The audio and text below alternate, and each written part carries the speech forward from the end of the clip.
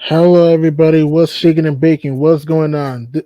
Welcome to the G Money Hoop Show. This is me, G Money, with Jedi and Chef Dan. How you guys doing, everybody? Salute to you, G Money. Salute to you, Jedi. I'm doing all right, man. It's a well-deserved break from basketball. I think we all need it right now, but at the same time, we're here to kick off the festivities with All-Star break, but also, take a look forward to what's to come. Right. That'd be great. And also, we're going to talk about this week of hoops, about what happened during the league, and we're going to talk about the All-Star game, talk about the Rising Stars, the slam dunk competition, the three-point contest, and etc. And with that, let's start off with Monday, February 14th.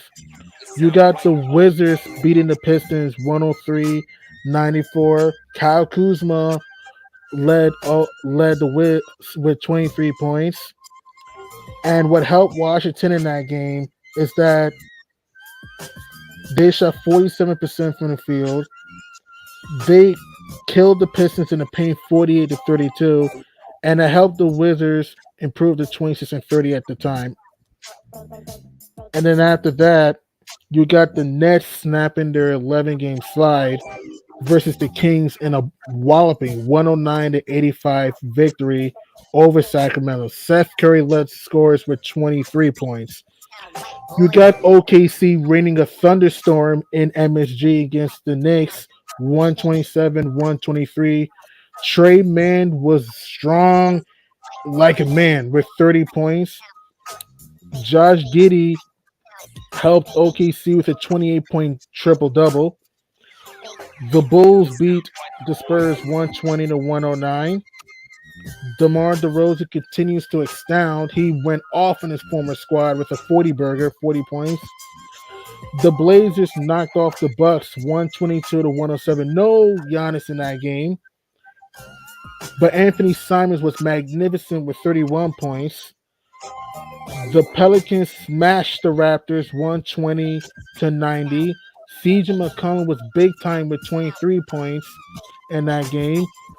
The Nuggets beat the Magic, predictable, 121-111. The Joker gave you 26 points in that game.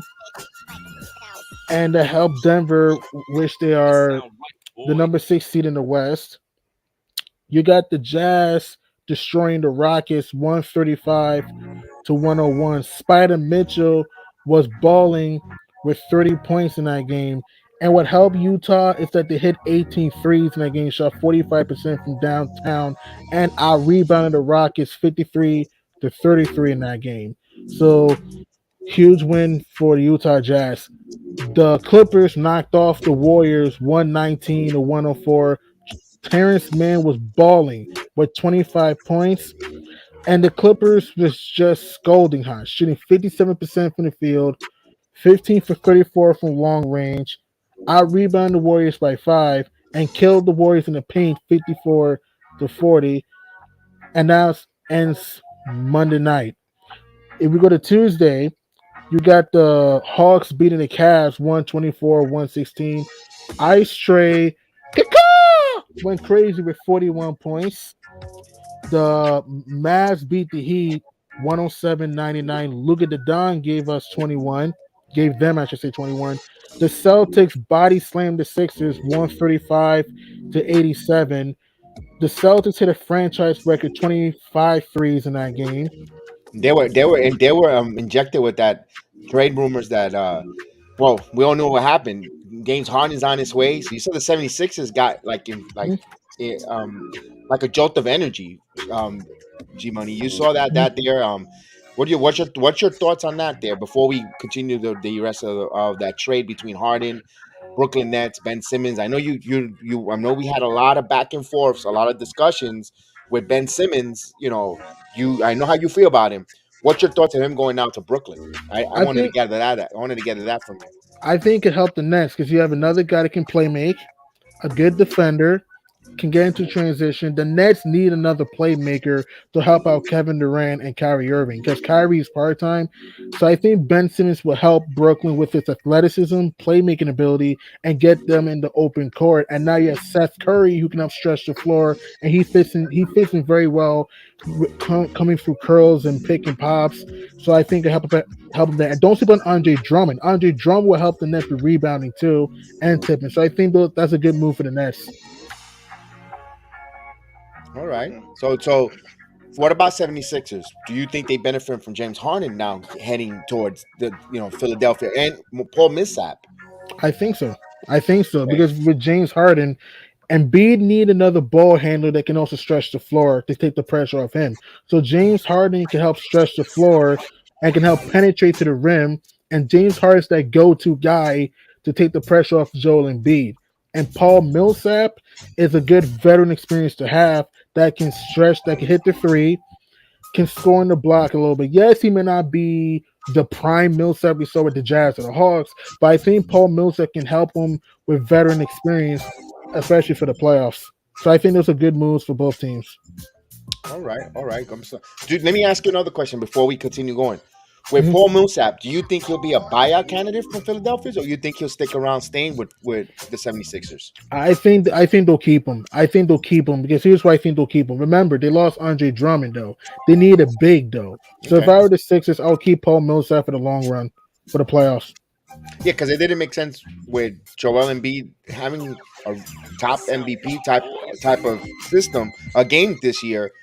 He's not, and Drummond wasn't going to get that much floor time. Mhm. And also, I don't think they'll play a two center at the same time on the courts. But you could slide Millsap as your power forward with veteran. Maybe 25 minutes tops if he's due to the fact that he's a little older, but he could come off the bench and you got to have a little bit of dominant with some bodies, Mhm. getting some Right, rebounds. What's your thoughts on right. that? I agree. I agree because I agree with that because if you're Philadelphia, letting go of Andre Drummond will be a big loss as you lose some rebounding and also his energy too. Paul Millsap will help the Sixers a little bit, stretching the floor, can get you some rebounds here and there, can score here and there in the paint. So I think that if I were Philadelphia, I would not let him go because who else is out there? And it's Freedom or aka Ennis Cantor, I guess. But if I were the Sixers, I'll keep Paul Millsap because he has veteran experience. He's been to the conference final before. So if I were Philadelphia, I'll keep Paul Millsap to have another big to take the pressure off and beat a little bit. All right, all right. And Fellas, okay, sure, Dan. I'm What you I'm got? sorry. It's just as a chef, one of the things we learned is mise en place, and that essentially means, if you translate it from French to English, things in their proper place. If we're going to do this, let's delve right into the standings and look at each team and what we think they're going to do moving forward these last 24 games. I know they're about to take a break. A lot of bodies are going to come back healthier. So a lot Mhm, of teams are going to come back with the boost. So mhm. let's look right into at least the Eastern Conference. Let's look at Right. number one, the Miami Heat. Trade deadline's done right now. They Yep. have who they have.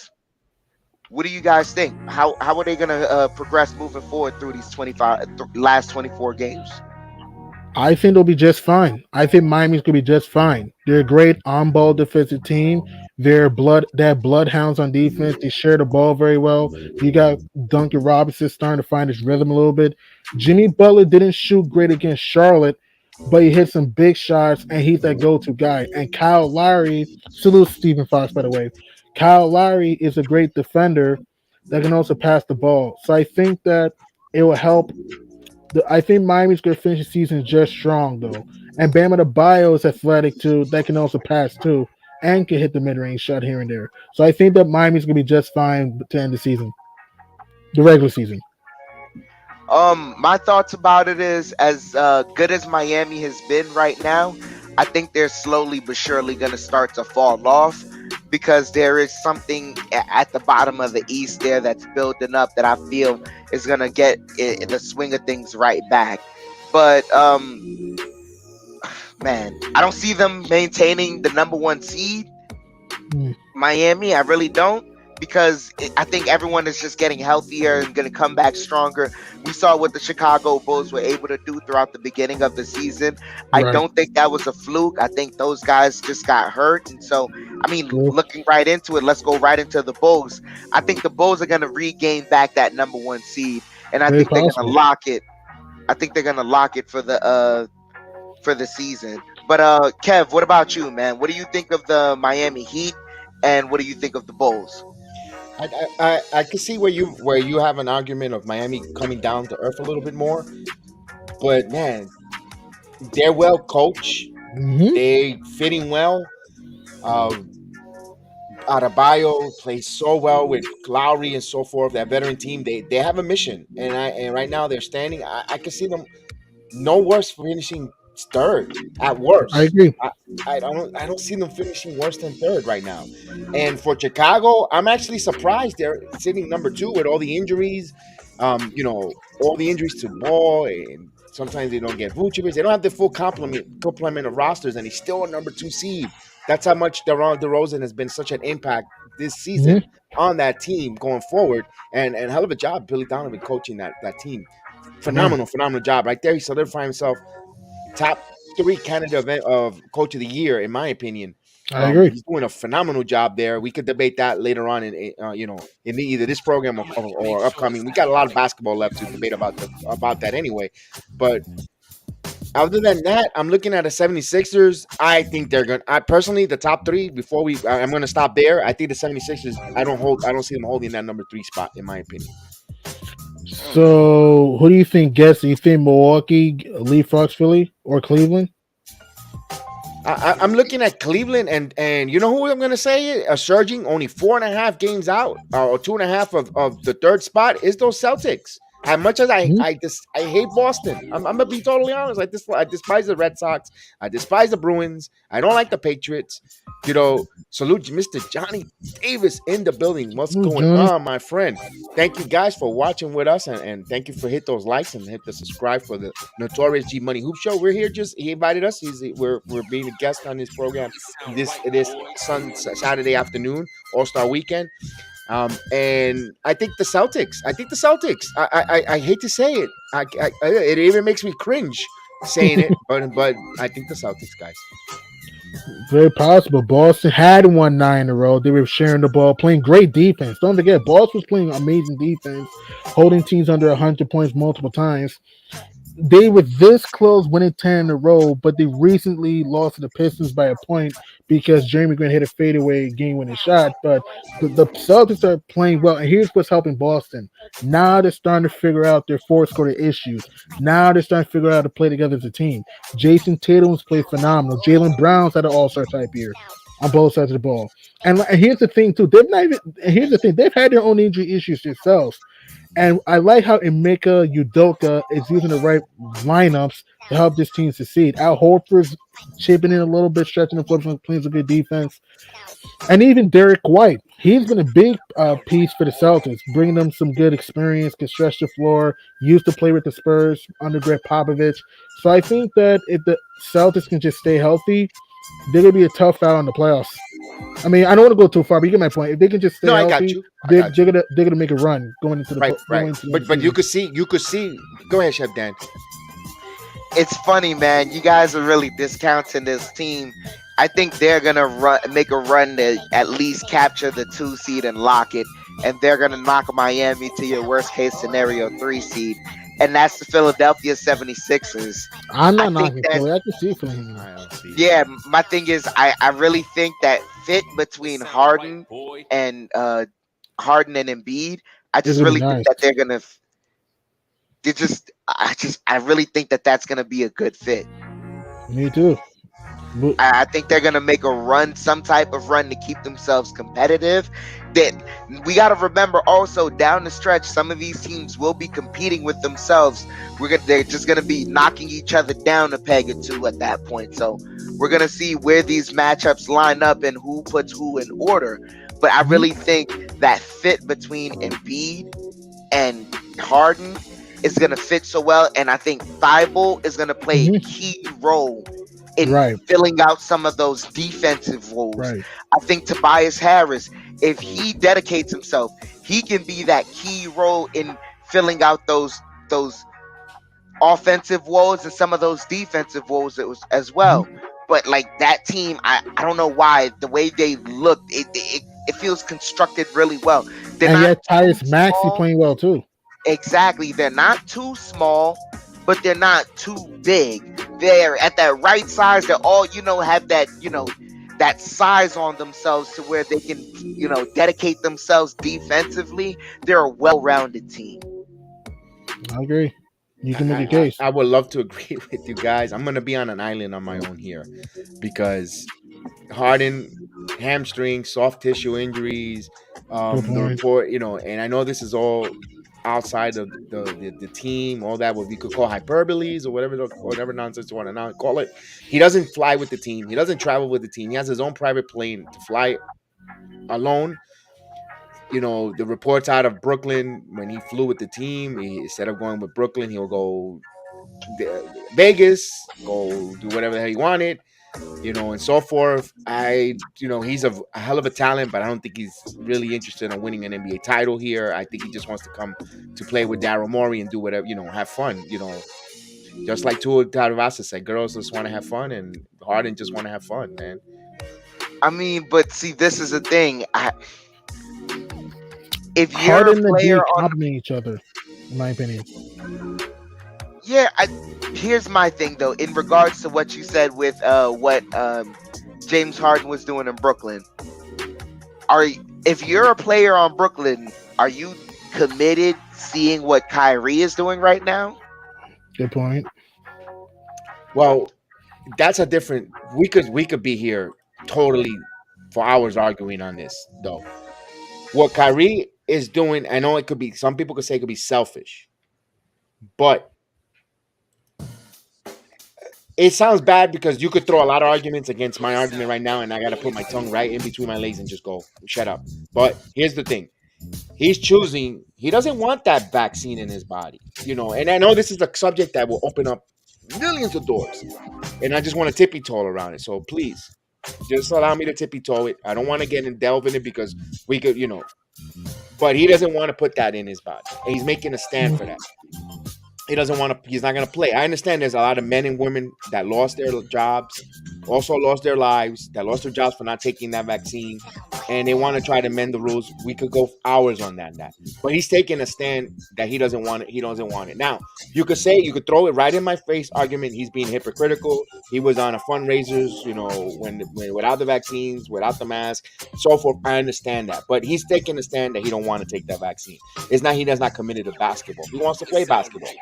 But he doesn't want to follow, and I understand this could be almost similar in the same parallel universe. What Harden is doing, not traveling with the team. Oh, today I'm going to go to the strip club, not giving that respect of all those 15 men, 17 men in the camp, busting their rear end to play basketball, and you decide because you have. I know, it could be both sides of the mouth. No, I I know. don't look. I don't want to touch the vaccination subject because that's one thing, right? Yes. That is a separate issue. But for no matter what we've given grief for James Harden, right? This year, he was there for every game possibly available until he didn't want to be there anymore, right? Right. Not only that, but even while he was hurt, when he came to Brooklyn that first year, he was third in MVP voting. You remember he finished that year third in MVP voting, right? He was invested. Okay. Now, Mhm. before this vaccine became an issue, do you remember Kyrie Irving ever so often? Oh, I need a break from Mental health. basketball, Yes, yes. He did that. He did that to go in a fundraiser. Yes, and he also did that, saying he wasn't feeling well just to host a party for his babes. You know, yes, you could. yes, Mhm. yes, yes, It's your yes. business doing what you want to do, but at the very least, if you at least keep it real with your teammates, hey, I'm actually gonna go do this, that, and so forth. At least do that. Let them know where your priorities are. Right.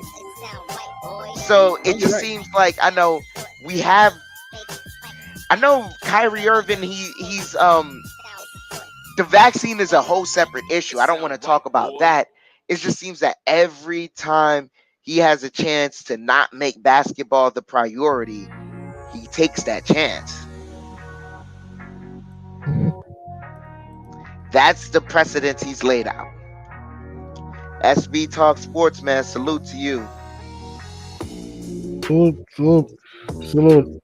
Um, yeah, you guys made some good points about Philly and other teams, but don't sleep on Cleveland. If Cleveland's been a surprise, Cleveland. I know we don't want to go too far ahead, but do you guys think Cleveland can finish as a top four seed in the Eastern Conference? I think they're gonna fall Hmm. Salute, SB. because, and it's not to they're playing great, really, really great. It's just that a lot of their production kind of comes from Evan Mobley. Hmm. And at some point, like every other rookie, the wall is going to hit. And the wall is like, he may be taking a rest right now during the All-Star break, and he may come back even stronger. We saw it when the Knicks played against the Cavaliers. He had a great game, but he was missing a lot of shots at the free throw line, a lot of easy bunnies. He ended up missing down the stretch. The wall is gonna hit, man. And when it does, I think they're gonna fall drastically because a lot of these other teams around in the East, they're a lot more experienced. You have the Celtics, who I feel are just gonna get better and better.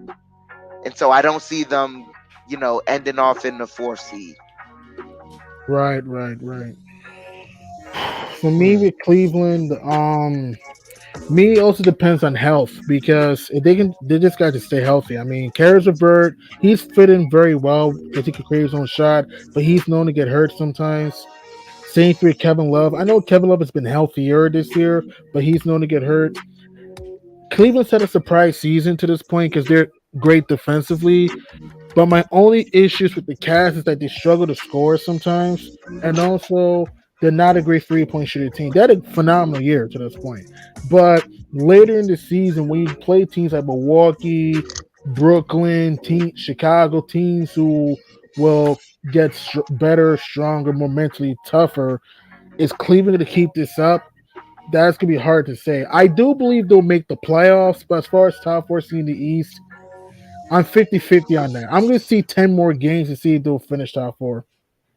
With Cleveland, Cleveland has everything there. One thing I love about Cleveland Cavaliers, my personal opinion, is the size. They're lengthy. They have a lot of they can create size advantage. Garland, key factor here. He's playing really well. This season, and just to see there, they're going to be a team interesting down the stretch to keep an eye on the buyout market. See if anyone wants to hook on there and try to help them complete their team. See what in these next 10 games after the All-Star break.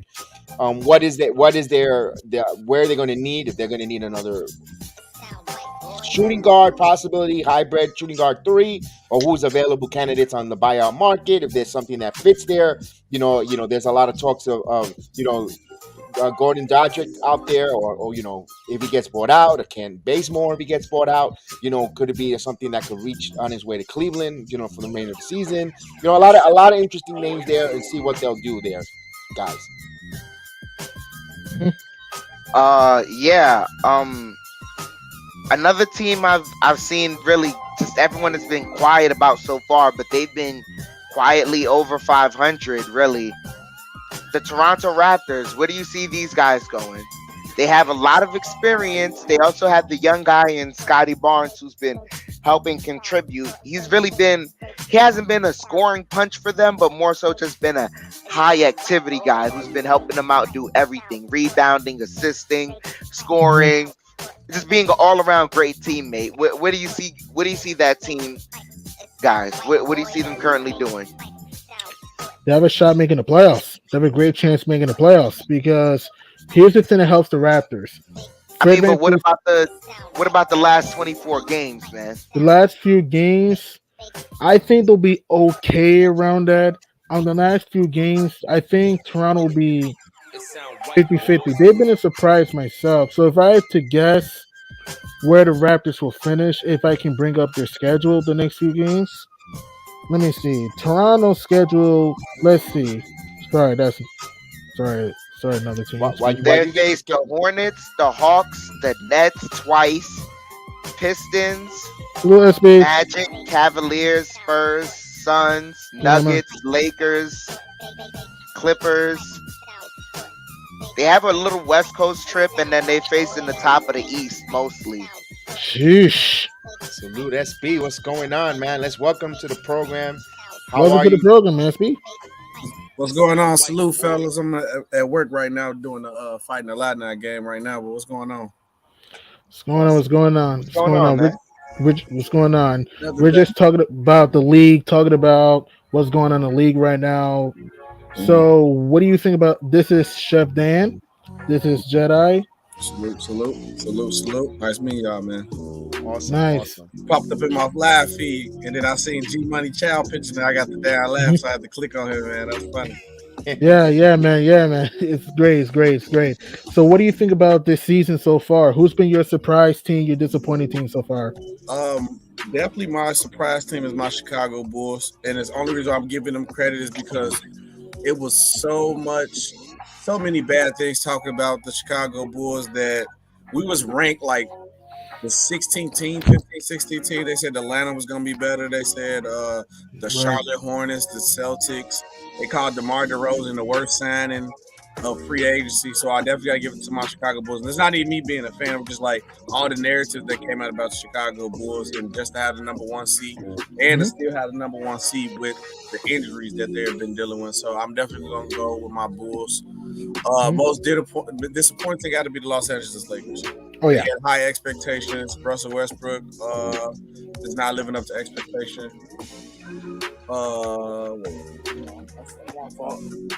It just doesn't fit. That team doesn't fit. Yeah. Yeah, I agree with you on that. I had we were talking about we're Nick fans, by the way, just to give you a If G Money up here, I would be surprised. Yeah, I'm a Knicks fan. I'm a he's a Knicks fan, Phoenix but Suns fan. I'm Get a out of Knicks here. fan with Yeah, and that. rooting for the Suns too. We revoked his Knicks card. Look, y'all gotta stay together around this point in time. It's looking bad for the Knicks right now. Y'all gotta No, it stick looks bad. together. But You know, hey, at and least I had a the lot of Suns. fans At thought least I had the Suns. we were going to be better than your Chicago Bulls. Yeah. And no lie, there was a lot of content creators, fans say that we were better than the Bulls. Yeah. I had a little bit of reserve. I said, you know what, they're going to be neck and neck. I thought they were going to play each other in the playoffs. Personally, I thought it was going to be 4 or 5 series, maybe, or 6-3, something crazy like that. Knicks Bulls rivalry, especially in the beginning of the season with those games there. But let me say something: your Chicago, Bulls. Billy Donovan showed the blueprint of the whole season on how to pretty much guard Julius Randle, putting Lonzo Ball on him, steal the ball, knock the ball away. I think totally show the blueprint there, and I'm thinking he's top 3 coach of the year for He the is. Bulls. It's Yeah, him, maybe I definitely- Bickerstaff. There's Yeah. him, maybe Bickerstaff for the Cavs. The Cavs have been my surprise. I did not have Cleveland Yeah. in the top 4 seed in the East. And Yeah. Cleveland's not been healthy neither. Remember, Market has missed some games. Love missed some games. That's not Garland missed some games. Like Cleveland started off 9-10, and then ever since then they started to buy into the system. And don't forget, Rubio tore his ACL against the Pelicans. What I love about the Cleveland Cavaliers is that they're a great hard-nosed defensive team. They share the ball very well. Getting Rondo was a big piece for them, and getting Karis LeVert too. So I think Cleveland, if they can just get healthy, They're gonna be a tough out. What do you think, Yeah, SB? I honestly that's one team that I would be honestly scared of. And I'm actually glad that the Cavaliers are actually good because this year I actually believe that the East is better than the West this year. Oh yeah, by far. The East has like multiple. They have four solid picks that you could say make the finals. The Cavs can actually make it. They got the size. They got the versatility where they can run a True. small ball lineup. They can run the Mhm. versatility of with 3 7-footers on the floor. Right. I don't know why Allen, they're not 7 foot, Mobley, but yeah. Love, Yeah, Love. Yeah, so they can run. They can run all type of Jared lineups, Allen. and they're great Allen. Yeah. defensively. So Right. yeah, And and then when you look at the West, all you really got is the Warriors, the Suns, and maybe Grizzlies.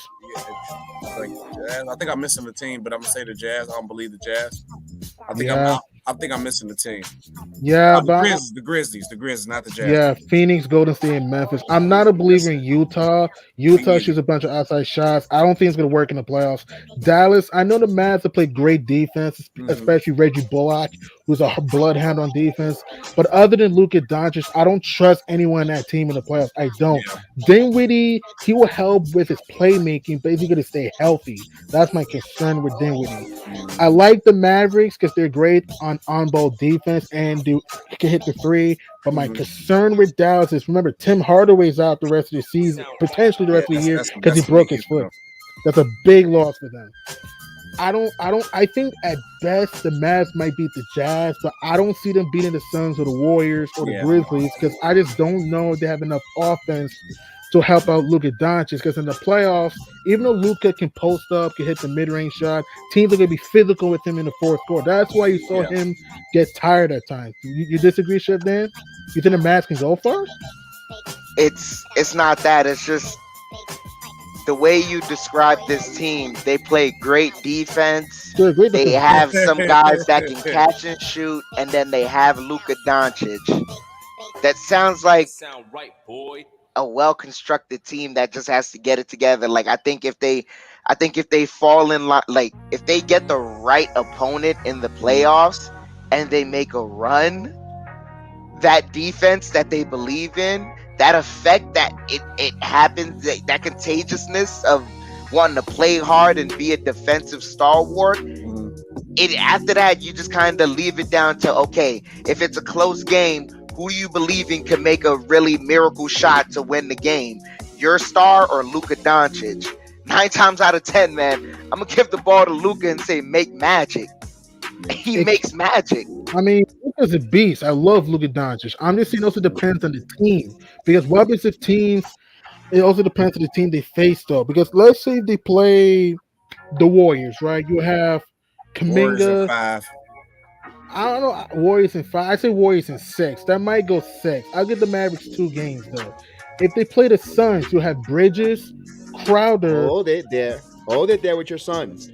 You're talking about now. You got. I'm not saying they're world beaters. Reggie Bullock is a good perimeter defender. Spencer Dinwiddie, who just got there, he's got to get acclimated to give you guys fits. You don't have a scouting report on how the Mavericks look with a Spencer Dinwiddie team. I'm not saying he's a world beater either. No, I get but it. He's the elements of surprise of not having a scouting report in the playoff in the 7-game series with a Luka Doncic, Spencer Dinwiddie. Also, a kid who's playing for a contract. You know what it is when guys want to get paid, get that bag. They go above and beyond their play in Jalen Brunson. You know he could take over a series. So that's another. Yeah, that's a guy that I completely forgot about. As another shot maker, shot creator. He can hit the mid-range shot. No, but more so than that, he's getting assists just like Luka. He's a point guard. He's a point guard. Luka's a point forward. So you have 2 head of the snake right there. Then you have Reggie. I'm sorry, you're telling me that team has no hope, but like the way you describe them to me, in theory, that sounds like a well-constructed team. At worst, your worst defender liability-wise is Jalen Brunson because of his height. But I watched that kid play defense. As long as he plays physical defense, which is a lot of the time in the playoffs, they let it go by. That team sounds like a hard out. I do it. Yeah, but the problem with the Mavericks is they live by the Luka and they die by the Luka. And Luka run out of gas a lot because he does so much. and teams will double him in the playoffs. Yeah, they're gonna take the ball out his hands, or they don't let Luka just run out of gas. That's how Clippers beat them consistently every time. Mm-hmm. They just run out of gas.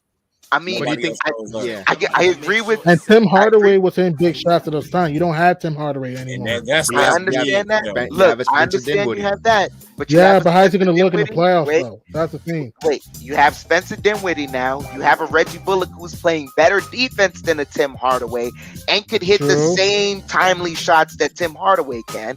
You have another floor spacer in Davis Bertans, and not only that. This is looking at that series between the Clippers last year, what the Mavericks showed us between the Clippers last year and what they're showing us this year. Is that the same Jalen Brunson you're getting from last year? That's a good point. I don't know. I don't know if I could trust Spencer Dinwiddie and Reggie Bullock to hit the same shots like them. Same thing with Bertans. Bertans is not that good in the playoffs. Okay. Yeah, I wouldn't say. Look. Okay, if you want to say Davis Bertans and Spencer Dinwiddie, they're not going to hit those shots. Pudge Nice, salute to you, man. I can agree with that. Reggie Bullock, though, after getting comfortable with that team, that's a whole separate issue. Another thing too is if you put Jalen Brunson out there, you know you can't leave him alone. You can't leave Reggie.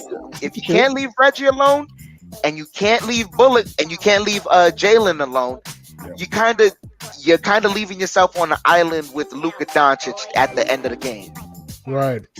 But I've let how some teams have beat them on. Well, on the team we seen against was the Clippers. They honestly let Luka do his thing and just cancel out everybody else, and that shows that's enough to beat. They did. The Mavericks were this close. Run out of gas if you go to 7, 6, 7 games. Now, if the Mavericks could win in 5 games, maybe speak of 6, then he could probably get it off.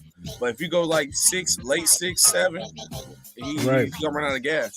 But another team we need to talk about, the Denver Nuggets. I heard Jamal Murray and Michael Porter may come back. How far do you see Denver going in the playoffs? I mean, excuse me. How far do you think they'll finish the end of the regular season? I should say, excuse me.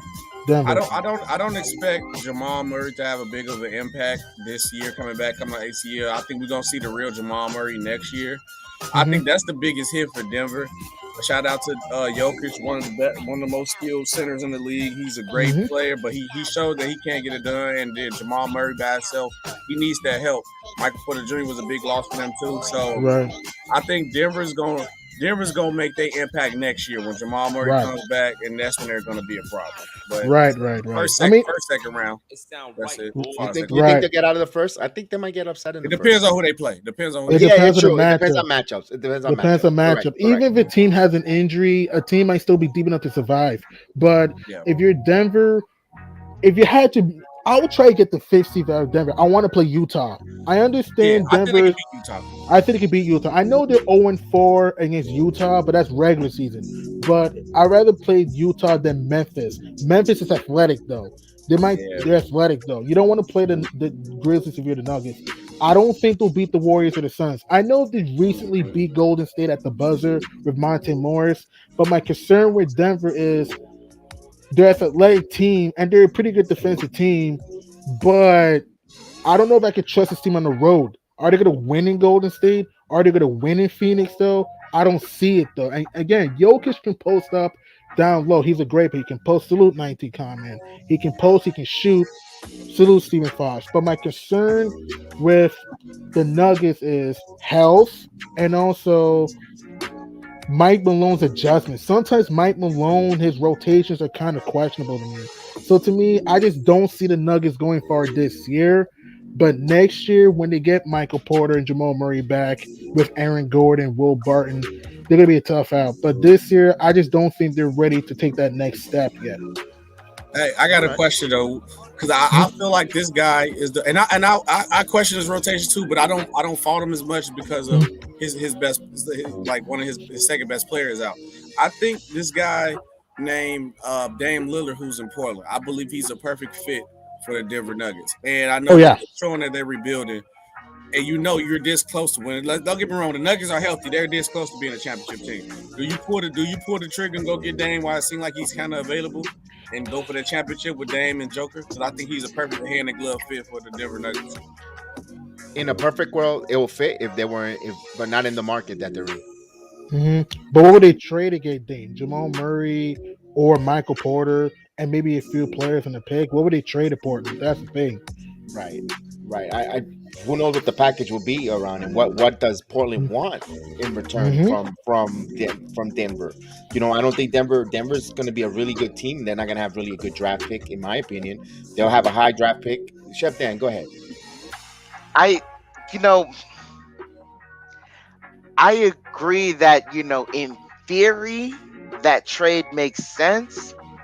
But to me, I think Jamal Murray is just a better fit for that team because he plays so much better perimeter defense than Dame Lillard does. So if you have it's gonna, as good as it would look offensively, defensively, that's where they'd be missing some things. Mm-hmm. And I think that's where, and not only that, man, I don't know, man. Jamal Murray just seems like a perfect fit for Denver. Like that culture that they're trying to instill, like the trade it would be something where in your dreams you think it makes sense, but in reality you do it and then you're like, oh my gosh, this was nothing like what I hoped for. I mean, that's like how I look at it as like how DeMar DeRozan they traded for Kawhi. Like you would think, like, man, DeMar DeRozan is so Toronto, everything about him is Toronto. But sometimes you got to make that move to adjust and put that star power in position. And I believe that don't get me wrong, Jamal Murray is capable of getting him over the hump. But I just think if they had Dame Lillard, I won't say automatic guarantee, but it's like an 80% chance they probably could get out the West. True, but also depends on I agree with you, SB, on that part, but also depends on the pieces they add around them. Yeah, that matters too. Yes. I mean, but see, it's kind of like what I'd say I'd remind it to is what the Celtics are trying to slowly but surely figure out. Is that they thought they had they thought they had well to play. It's crazy. No, here's the crazy part, right? They thought they had the recipe when they traded for Kyrie. It's like, all right, these guys, they were younger and they were able to make it into the playoffs, and then Kyrie gets hurt. They make that great push. So if only they had Kyrie back, things will, get better. They get Kyrie back and it doesn't work out the second time. So now it's like, let's do a wash. We still need a small dynamic guard to go with these guys because they still have that image of that first year and everything clicking. So they go for Kemba Walker. And the Kemba move, it kinda, but then it sort of doesn't give the results that they want. So now it's like, they get away from it and they just leave these two. And it's like, how can we figure it out? And at first, those two go off on their rough patches, but then they realize, like, man, that's what the playoff run was about at the end of the day. It was about these two guys and us just putting the pieces around them to make it work. It didn't. Right. They didn't need a small dynamic guard. They needed just each other. Right. I mean, right. Boston has turned things around a little bit at the end. They won 9 or last 10. They had won 9 in a row until Detroit beat them with Jeremy Grant's crazy shot. But the Celtics, what they need a rim protector. They need a rim protector if I were Boston, and maybe bench point guard too, and a point guard. I mean, Derrick White. They need everything, honestly. Joe, they have the forwards, but I think if they can get another point guard to help out Derrick White, and maybe a rim protector, Boston's gonna be a tough. And maybe fix their bench a little bit. Boston will be a tough out. I think Boston. I think they have their rim protector in Robert Williams. They need a bench. They just need a bench. They need a bench. And they also me personally, I think they need a shooting guard. You know what? Really who they really need right now is Evan Fournier. That'll help. Yeah, they had him though. Yeah, I know. That's who they're missing. Go. They're missing him. And that's why they signed for Derrick. That's why they traded for Derrick White. Yeah, that was a nice. That's what Derrick. That's a good pickup. That was a good pickup. Like Derrick White plays better defense than Fournier, but essentially he plays the same role as Fournier. True. And I think another problem is too, because I think G Money brought it up about like the Kyrie Irving Celtics, and I don't know if you've seen Jason Tatum talk about why that team didn't work on JJ Redick podcast. He admitted that the problem with the team was that him and Jalen Brown did want to, once they made that first push and seeing how good they was, they did want to play the role. Like he said, I wanted to be the number 2 guy. So he said, like he looked back on what he did, and he said he wished he could have did it differently and just paid attention to the goal. But they were 19, 20 years old. You want to establish yourself so you get paid in the league. So it was like the problem with that team was that they was pretty much chemistry. The young dudes chemistry, lack of depth, yeah. Yep. Because if they honestly, if Tatum and Jalen Brown would have bought in, they could have won. He brought up the fact that was the year that the Warriors was injured out. So that was a 2019. That was the perfect time to win the championship. Probably. There is, and he is, he is respectful to Kyrie. But the other thing I want to say to that is, I don't think Kyrie is the best locker room leader for them to even take direction from. That's a good point. So as much as, I think as much as they got in their own way, I don't think Kyrie helped, especially when he made that public announcement. Oh, I made a phone call to LeBron and I apologized to him because I realized how tough it is and what he was doing for me and things to that. You made the situation absolutely worse by doing that. Yeah. And as a leader, you got to know not to do that. So as much as they take fault, I know they're not going to put any blame in Kyrie because they love and respect Kyrie, but Kyrie, he has some fault in that as well. Because Kyrie looked in the mirror and seeing himself when he looked at Tatum and Jalen Brown trying to take over the spot instead of just worrying about the main goal. And with Kyrie, it shows that he wasn't a good leader enough because he couldn't rally them to just realize the goal. Like at least LeBron made Kyrie realize, look, let's just get the job done with the goal. So Kyrie was still locked in enough to play, and they got the championship. They got it done. So. Right.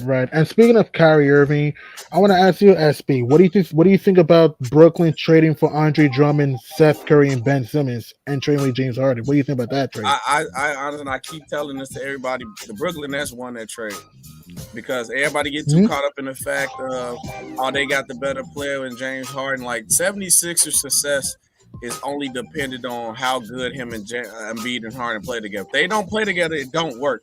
And with the 76ers, they are not looking to make a playout. They're trying to win a championship, make it to the finals. So for them to make it to the finals, at least 80.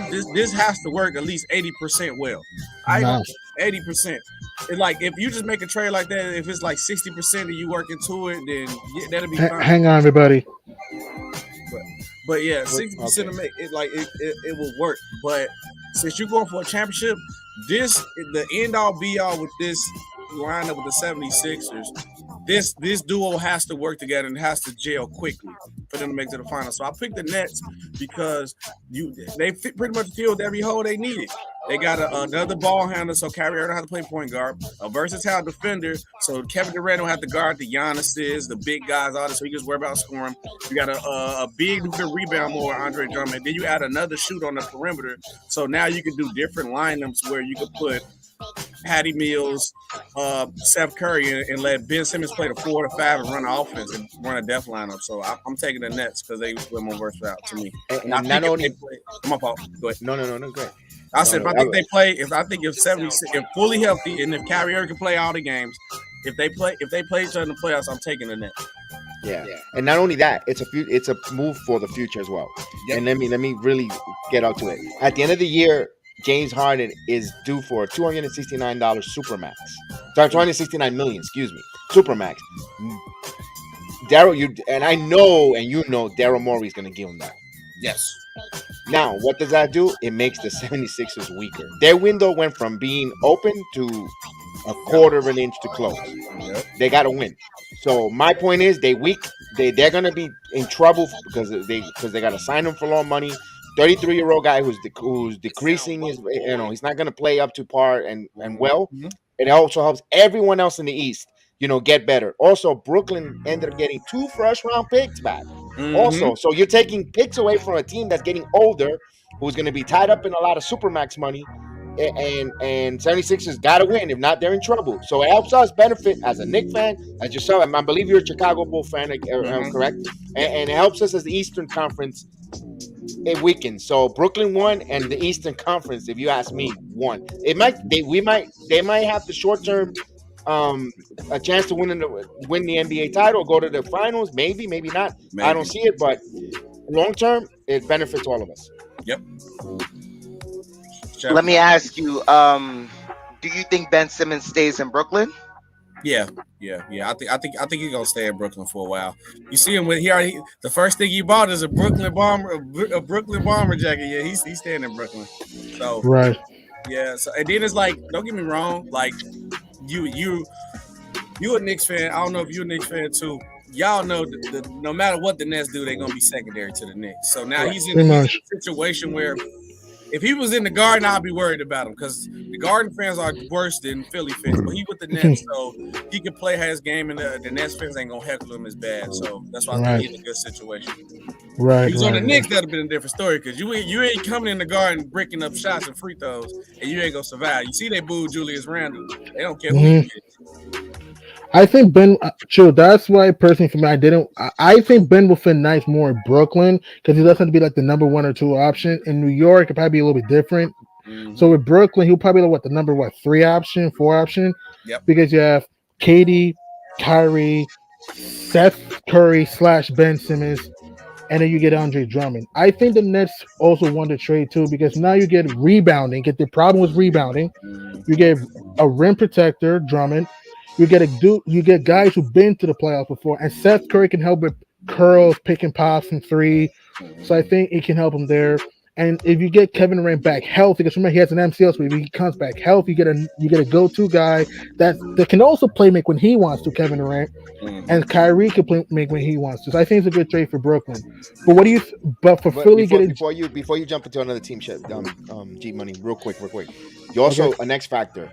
And we saw just because he torched us in the fourth quarter. That young rookie Cam Thomas. Yeah, he's nice. Mm-hmm. And not only that, he's an offensive bucket coming out of LSU. They knew about it. Defense is, we knew that the defense wasn't there.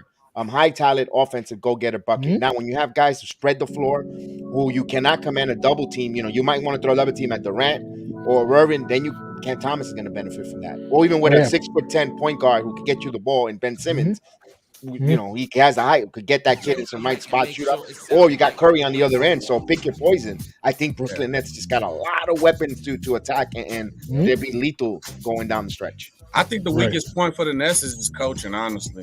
Steve Nash. That's it. Just Nash. That's it. I think they got everything they need to win if they healthy. They're like that's no D'Antoni as assistant coach there to help them get in his ear. Although Steve Clifford is there, but I don't know, how much of his first year there. I don't know how much of I think he would listen more to D'Antoni because he used to be his head coach than Clifford, who just got there. You don't when you're new, you don't dare to open the refrigerator to grab a drink. Right. You know what you mean. Right. I think. Let me ask SB a question, G Money. Go ahead. You're in Chicago. I'm curious. What's your thoughts? How do you guys view Julius Randle? Randle, like I was telling the G Money, because I go on a couple of Knicks podcasts too. I just love the sports, so I go anybody channel, not just because I'm a Bulls fan.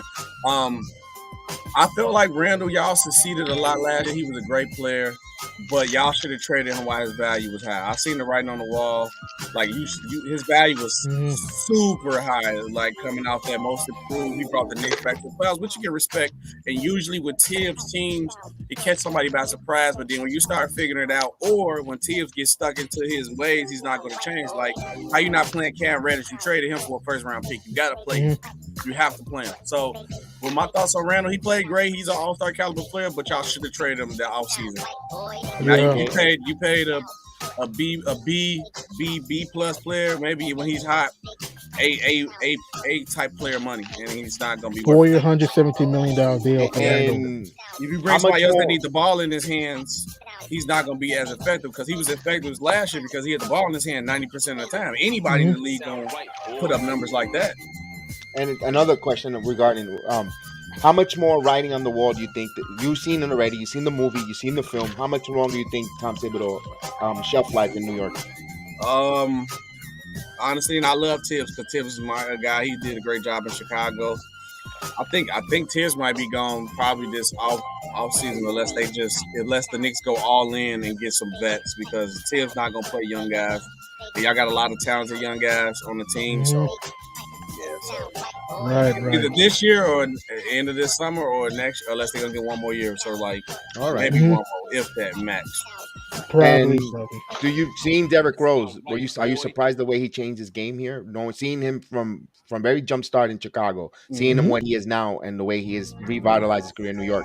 Yeah. Surprised, or you knew that kid has always been that hard worker? So G Money know me, and I'm gonna be a little biased. He knows Derrick Rose. Everybody knows Derrick Rose is my favorite player. So period. That's my all-time favorite player.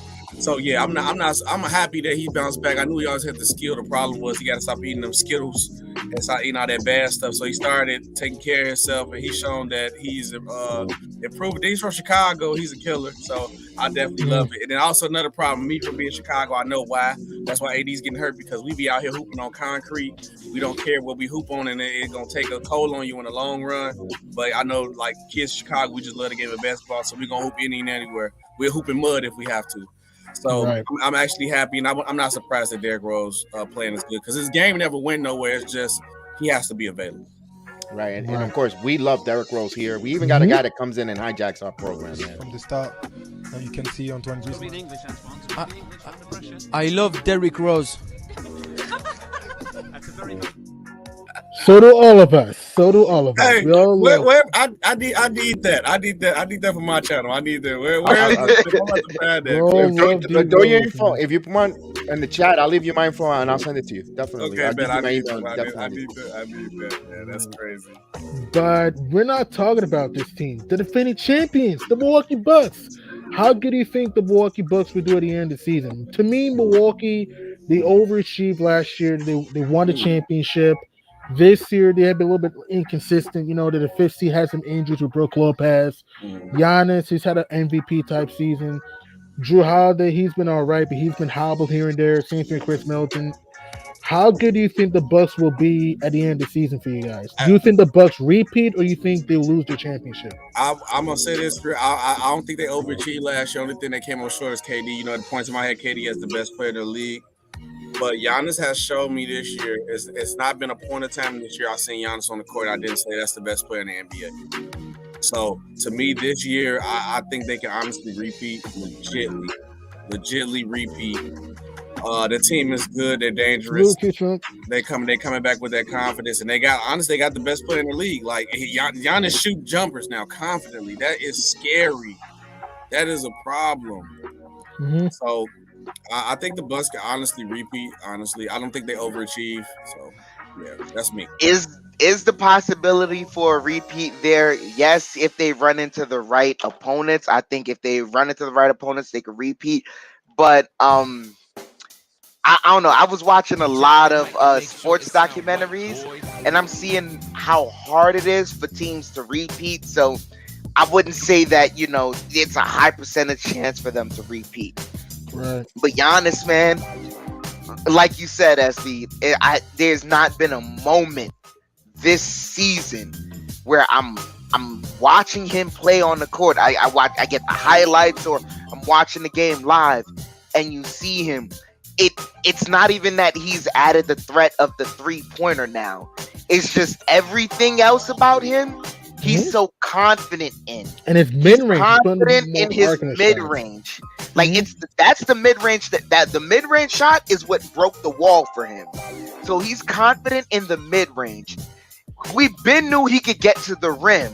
Yeah. He's now finding more creative ways to get to the rim with his length instead of just getting there with power.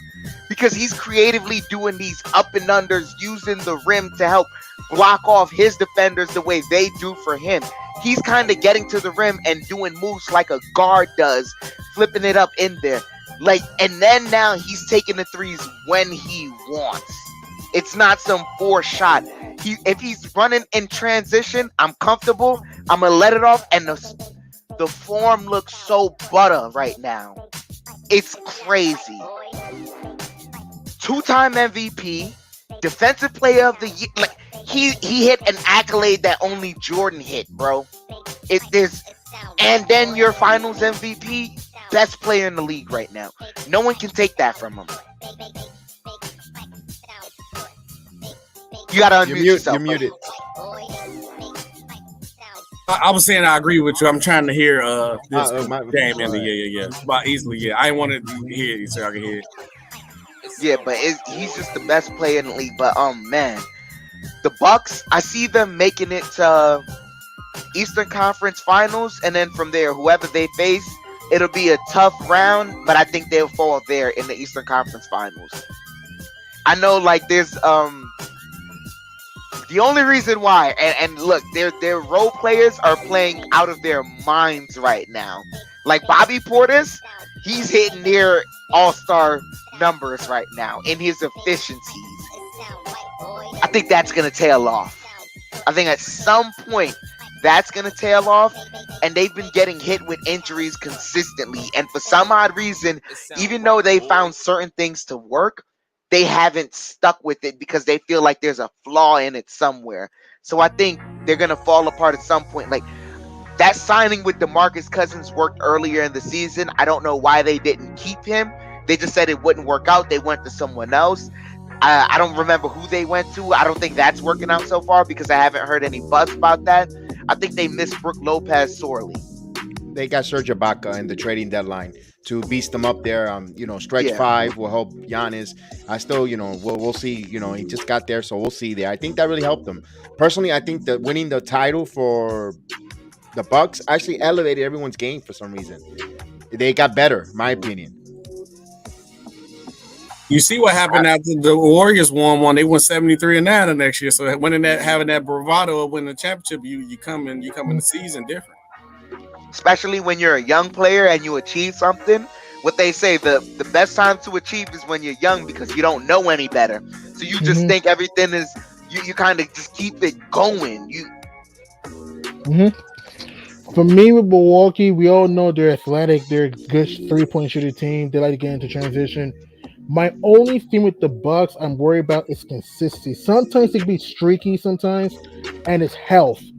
They're gonna need Brook. I know getting Serge Ibaka was big because of his rim protection and he can stretch the floor, but I think they're gonna leave Brook Lopez in the playoffs because he can help protect the rim, get you some offensive rebounds, and he can stretch the floor too. So my concern is injuries with the Bucks because don't forget, Giannis almost broke his leg last year. We were lucky he didn't break his leg last year, and he came back even stronger. So my concerns is injuries and hunger. Are they going to be hungry to get back to the finals this time? Because you got Brooklyn getting better, Philly getting better, Miami getting better. If you get back to the NBA finals, you have Golden State and Phoenix. So that's my theme in Milwaukee. I say if I have to guess, I say they get to the conference final and lose either to the Heat or the Nets. That's my guess. I don't think they go back to the finals. I don't see it. If they go back, yeah. I don't question they hunger. You can tell they still hungry. Like Giannis out for blood this year. But the injury thing, you can say that about anybody. Anybody get one bang injury, it's over for anybody. But one thing I can say though, I know the championship coming to the Eastern Conference again. No matter, I don't think the Phoenix Suns or the Warriors can beat any of the top 4 or 5 teams in the West. I mean in the East. Unless maybe Miami, maybe. But besides that, I don't see the Bucks. I don't see the Nets. I don't see the Bulls. I don't see none. I don't even see the 76ers losing if they make it. Honestly.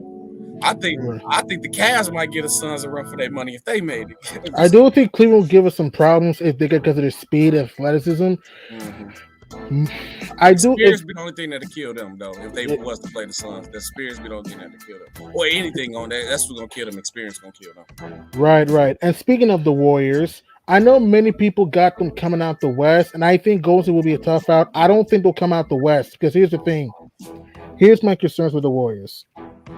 Curry, he's injury prone. Dre's injury prone. Clay has an Achilles and an ACL. And you have to understand this too. We don't know how Poole, Wiggins, Wiseman, Bielisa, Toscano, Kuminga. We don't know how they're going to look in the playoffs. I understand I understand Steph, Clay, Dre, Iggy, Looney have experience. I understand that. But the guys I just mentioned, they had no real playoff experience. So that's my concern with the Warriors. They're athletic. They're a great defensive team, especially on the ball. Salute Anthony. What's going on, man? The Wizards being a sleeper. As far as them making the playoffs, maybe, but time will tell. They gotta get to the play-in Nobody worried first. about no Wizards with no Kristaps, slow Porzingis. Went from a unicorn to a hippo, man. We ain't worried about him. We ain't worried about the Wizards. Somebody worried about that. Can I tell y'all who I think is coming out of the West? Let me guess, Oh. Warriors. Nah, Grizzlies. I think the Grizzlies. I They're can see I going- think they're gonna I knock can the see it. Suns out in the semifinals. And the reason why is because I hate saying it, but if there's one See, thing now I this- can count on, if there's one thing I can count on in the playoffs, is a Chris Paul injury. That is my concern. That is That's my a concern. guarantee. That's my concern. But we can say the same thing for everybody. Who knows? John, I'm not saying it's going to happen. I don't go off hypotheticals because who knows? John can have an injury in the playoffs. So I'm saying is that I get what you're saying, Chef Dan. You have a good point. Chris Paul gets hurt in big games. Like It's last year, guaranteed. Like it is a guarantee. I can't say like how- guarantee. Who knows? I can't say guarantee, man. It's not guaranteed, man. It's He got likely. injured. He got injured in the Lakers game, right? Shoulder Do injury, you remember yeah. he hobbled himself to the finals? That's a good point. I'll give you that. He got injured in the Lakers game. He came back and then he caught COVID before the finals. It's like as if the basketball gods are saying, "Hey, Chris Paul, no matter how close you get, we will find a way to stop you." There is almost a guarantee that Chris Paul gets hurt in the finals. They play a lot more physical defense. He plays that physical defense. And a lot of the times, he finds himself in places where he shouldn't be. Why were you trying to undercut Giannis when he was taking a dunk? I remember that in the That's a finals. good point. That was kind of disgusting. I cannot defend that VCP3. I cannot And- defend that. That was And it's terrible. not. And what I'm saying is, like, as much as that could have hurt Giannis, imagine if Giannis has the right momentum and his leg swings the wrong way for Chris Paul. Chris Paul doesn't Paul's a play in Game small, 6. older guy. I mean, I get what you're saying too, but also John Morant's injury prone too. You gotta consider that Ja can get hurt too. Like remember, he's athletic though. There could be a game out there he can fight for a dunk. The leg goes the other way, bam, he gets hurt and the Grizzlies are done. I get what you're saying, Dan. Yes, that's my concern with the Suns, injuries. But for me, I don't go off hypotheticals with injuries because just because it could happen doesn't mean it will happen. You know what I mean? I just I assume understand- everyone's healthy. Yeah, just I think- understand that, but John Morant's injury in the playoffs is a hypothetical because we've never seen it. Chris Paul getting injured in the playoffs, that's a guarantee because I've seen it. Every time Chris Paul is in the playoffs, he gets hurt. and I've that's seen my it concern. always. That is my Yeah, concern. because then if you put it side by side, if the Suns and the Grizzlies played each other, and Chris Paul and John Morant got hurt, I would trust more as the Grizzlies as a team because they have played better without their star player. And they showed they can still That's a win good games point. without their Good star point. player. The Suns is a totally different team without Chris Paul. That is true though, And- because that's true. You gonna Another hope on thing Cameron too Payne? is, You gonna hope on Cameron? yeah, Payne? I know. Yeah, I know. Can't look. Those guys, they perform great and all. Like the Suns, they've shown out. But are they? I believe the Grizzlies are getting Dylan Brooks back before the end of the year, right? Dylan Brooks will help because he can create his own shot and he's a good defender. Yeah, and he's a great defender. I think when Mhm. him and John Morant are on that court together, they They're gonna be a that team. tough out. Yeah, and not only that, but that team all in all Steven is Adams very, very too, young. offensive rebounds. Desmond Bain can shoot the three. Kyle Anderson, smart, high IQ player. Memphis, they'll be a tough out. I don't think the Grizzlies will make the NBA Finals, but they will make it in the era. In the 2020s decade, they will get to a finals. Trust me. Yeah. I would not be shocked if they were to make the finals this year. Wow. Because don't That'd forget be Taylor. amazing. That'll be amazing. And Taylor Jenkins has done a great job with that team too, with his making the proper adjustments. So Memphis will be a tough out. But Chef, then you're saying that you got the Grizzlies going to the NBA Finals as of right now, right? It's possible. I think so. Who comes out? I know it's early and things could change later in the season. Things might change later in the season. I'm just talking about right now. What do you think comes out the East? I don't know yet. Okay. It's still a toss up to me. Mhm. It's still there's still too much uncertainty in the East, and that's why I'm True. so engaged in the rest of the season, and I'm enjoying every regular season game that's coming down the stretch because wait. every game means something. Every game, every one mishap, you can go from being a top 4 seed in the East into being a playing tournament. one mishap if you're not careful.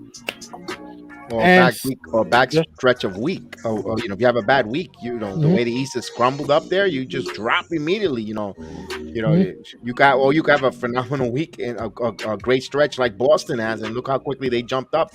We were just on their heels, and they just started galloping up to number 6. Right. The other thing too is, let's say you're having just an okay week where you let's say you finish 500, but someone in the standing doesn't finish 500. That could boost your rating right there. Someone else's week will affect yours coming down the stretch. Yep. Every night we go to sleep, the standings will change.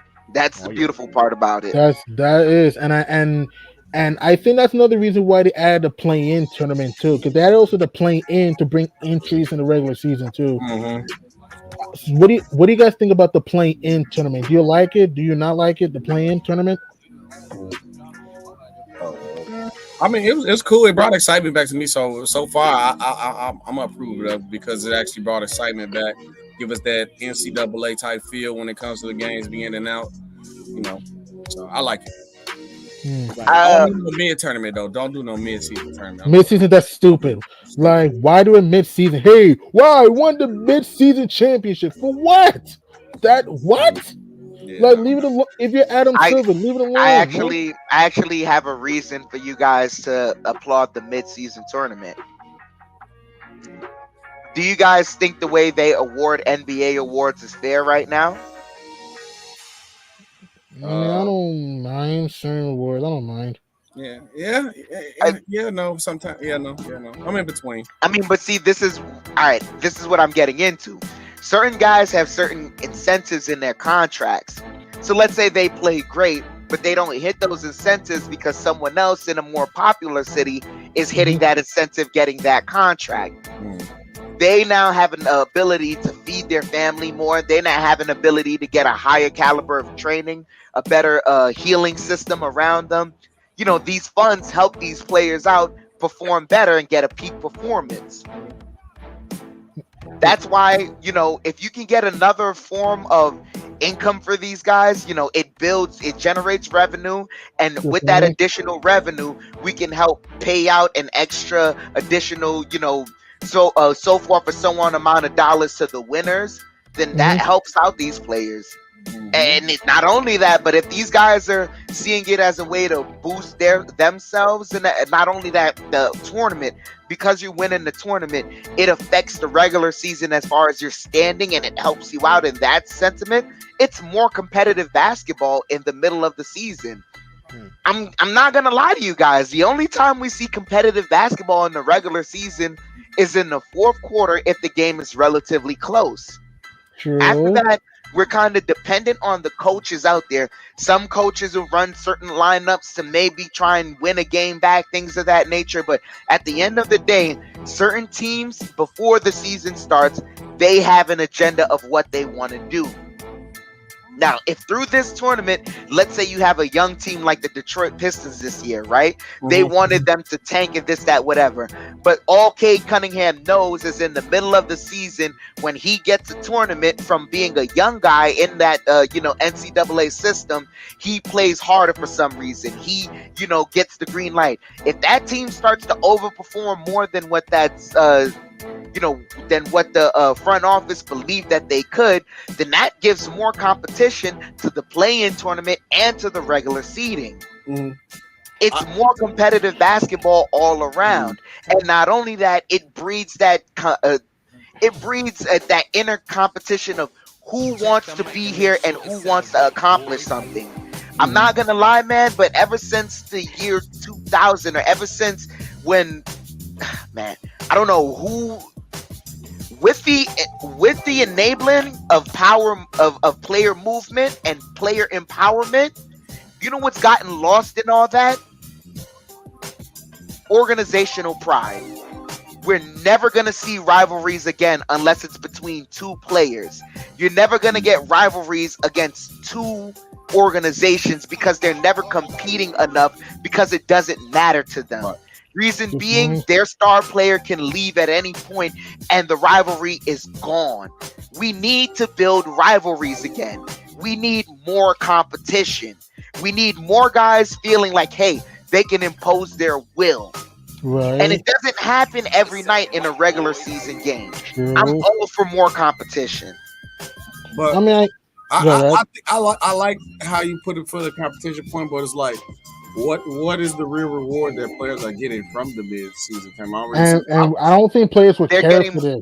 I don't think they would. I would They're rather not see. gonna care. See, I would wait, rather see, see here's it. the Go ahead. here's the funny part. I'm sorry for cutting you guys off, but No, Fine. we saw that theory put to the test, and we realized that the players care more about their money because they had a chance But to $1 forego. million. That's $1 million. that ain't enough.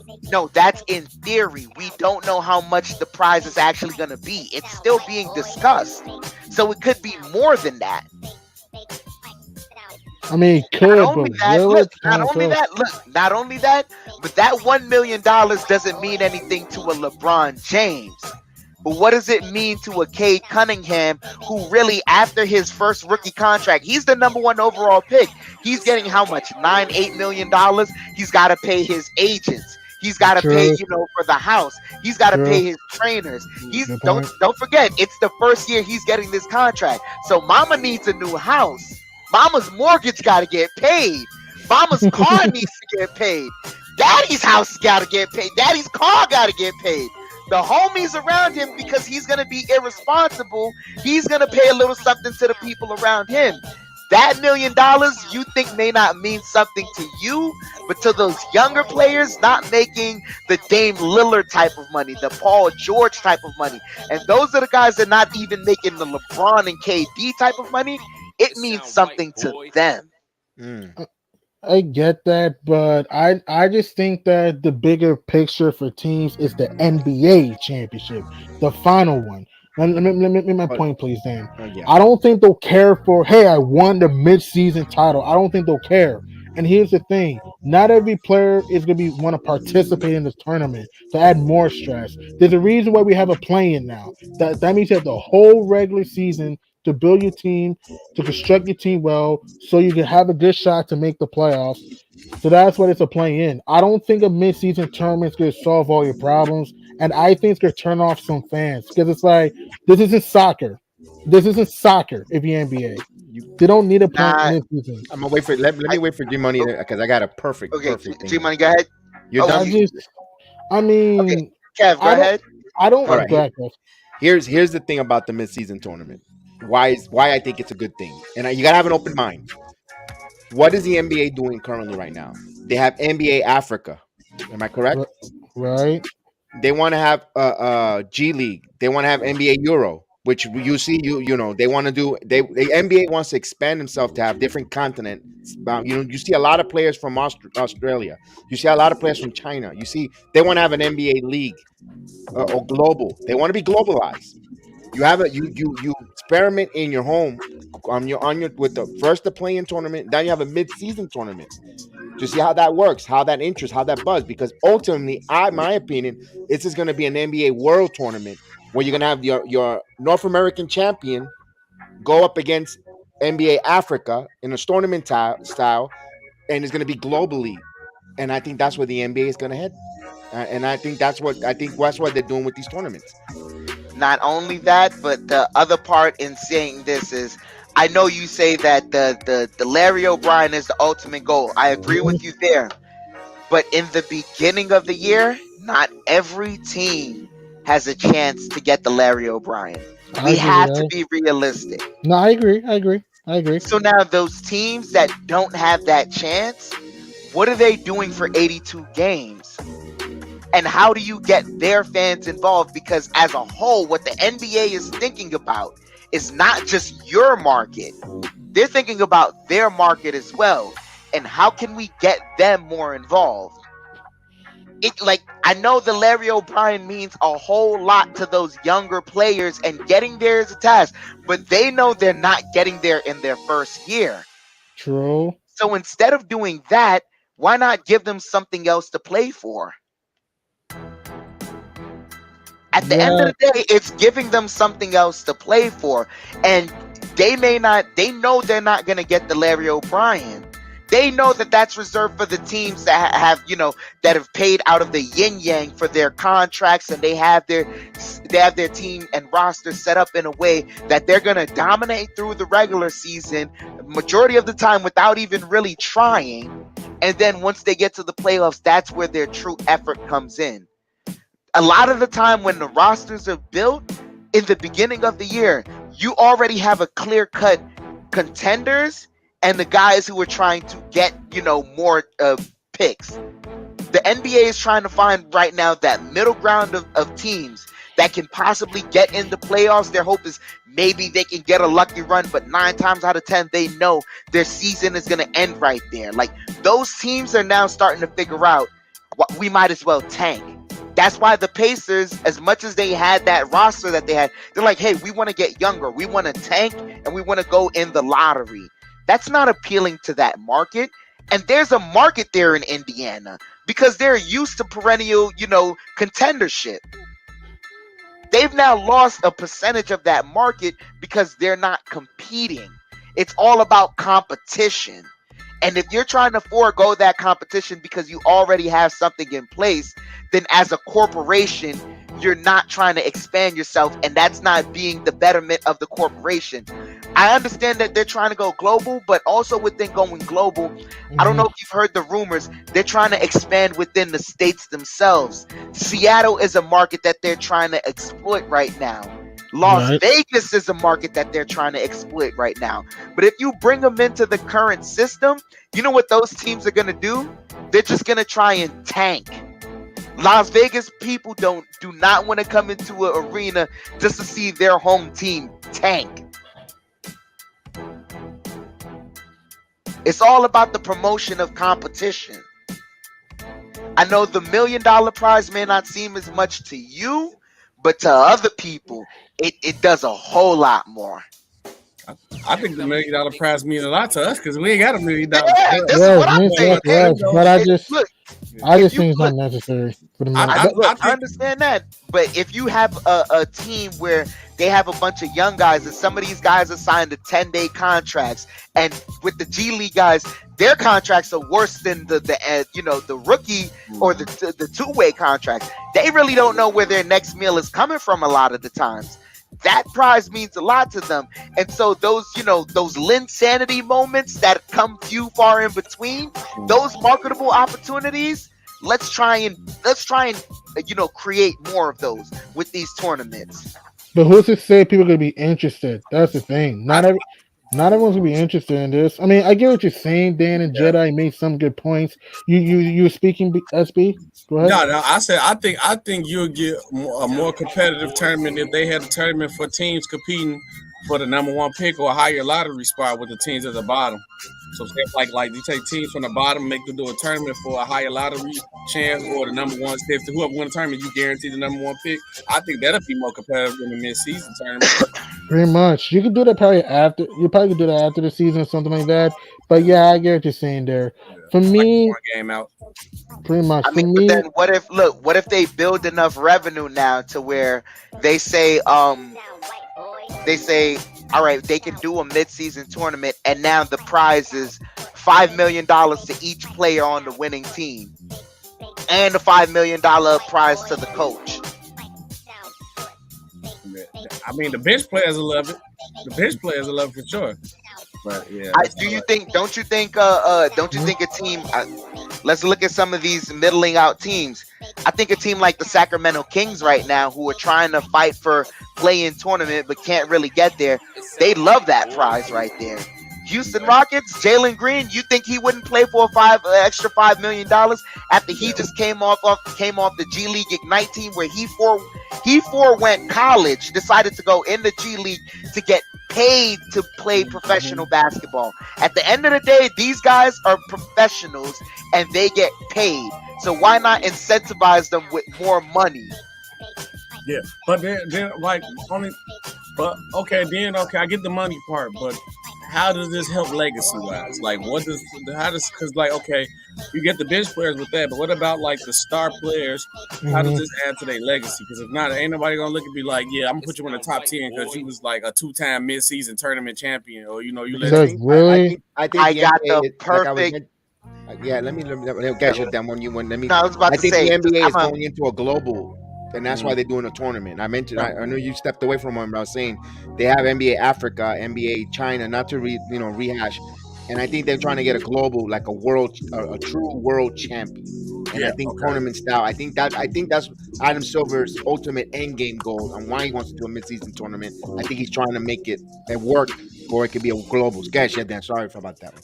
not only that, but I think you have to treat it kind of like, I don't know if you're a fan of combat sports. Yes. Treat it like the preliminaries. The stars don't come from the main event. The stars come from showing out in the preliminaries. Okay. So now when they get their chance in the main event, i.e., let's say they get out of the mid-season, they go right into the regular season. Let's say they have a bad game and someone trash talks them. This ain't that tournament. Out of nowhere, boom. You get a stretch of hot games for them. That team propels themselves into the playoffs. They get a hot run. They middle out somewhere in the playoffs. They die down. They go, wow, well, they built their momentum really in that tournament. Okay, I see what you're saying. Like a lot of this, it helps momentum. It helps competition. It helps guys, it helps them with an opportunity to look better as well, because if they're focusing on the tournament more so than the regular season, let's say they have some regular season games going on, but then the marquee games for the night that's going on TNT or whatever is the tournament game, because it's going to be an elimination game, things of that nature. Those players now have a spotlight. Now the marquee game has more of a meaning. It's not just, that team has a higher market. No, it means something. Okay, I see what you mean, but I'm gonna say the same thing about like the play-in. Cause I ain't gonna lie, when the play-in first happened, I questioned it, and it ended up being better what it is. So maybe I have to just see it, and then if it actually pops off, then we'll see how it go. I mean, but in reality, here's the crazy part: we all think the play-in is a success, but if you look at it last year, the play-in hit at a 25% rate. Out of all the games last year, the one game that was worth it in the play-ins was the Lakers versus the Warriors. Yeah. No other game I remember, but that was the one game that mattered in the play-in. So it hit at a 25% rate, but we all think it was a success. Right. That's why I want to give an open mind to this tournament idea. That's the perfect word you mentioned. We have to have an open mind. Open mind. Yep. That's a perfect I think so word too. for it. That's a really good open mind on that one. Yeah.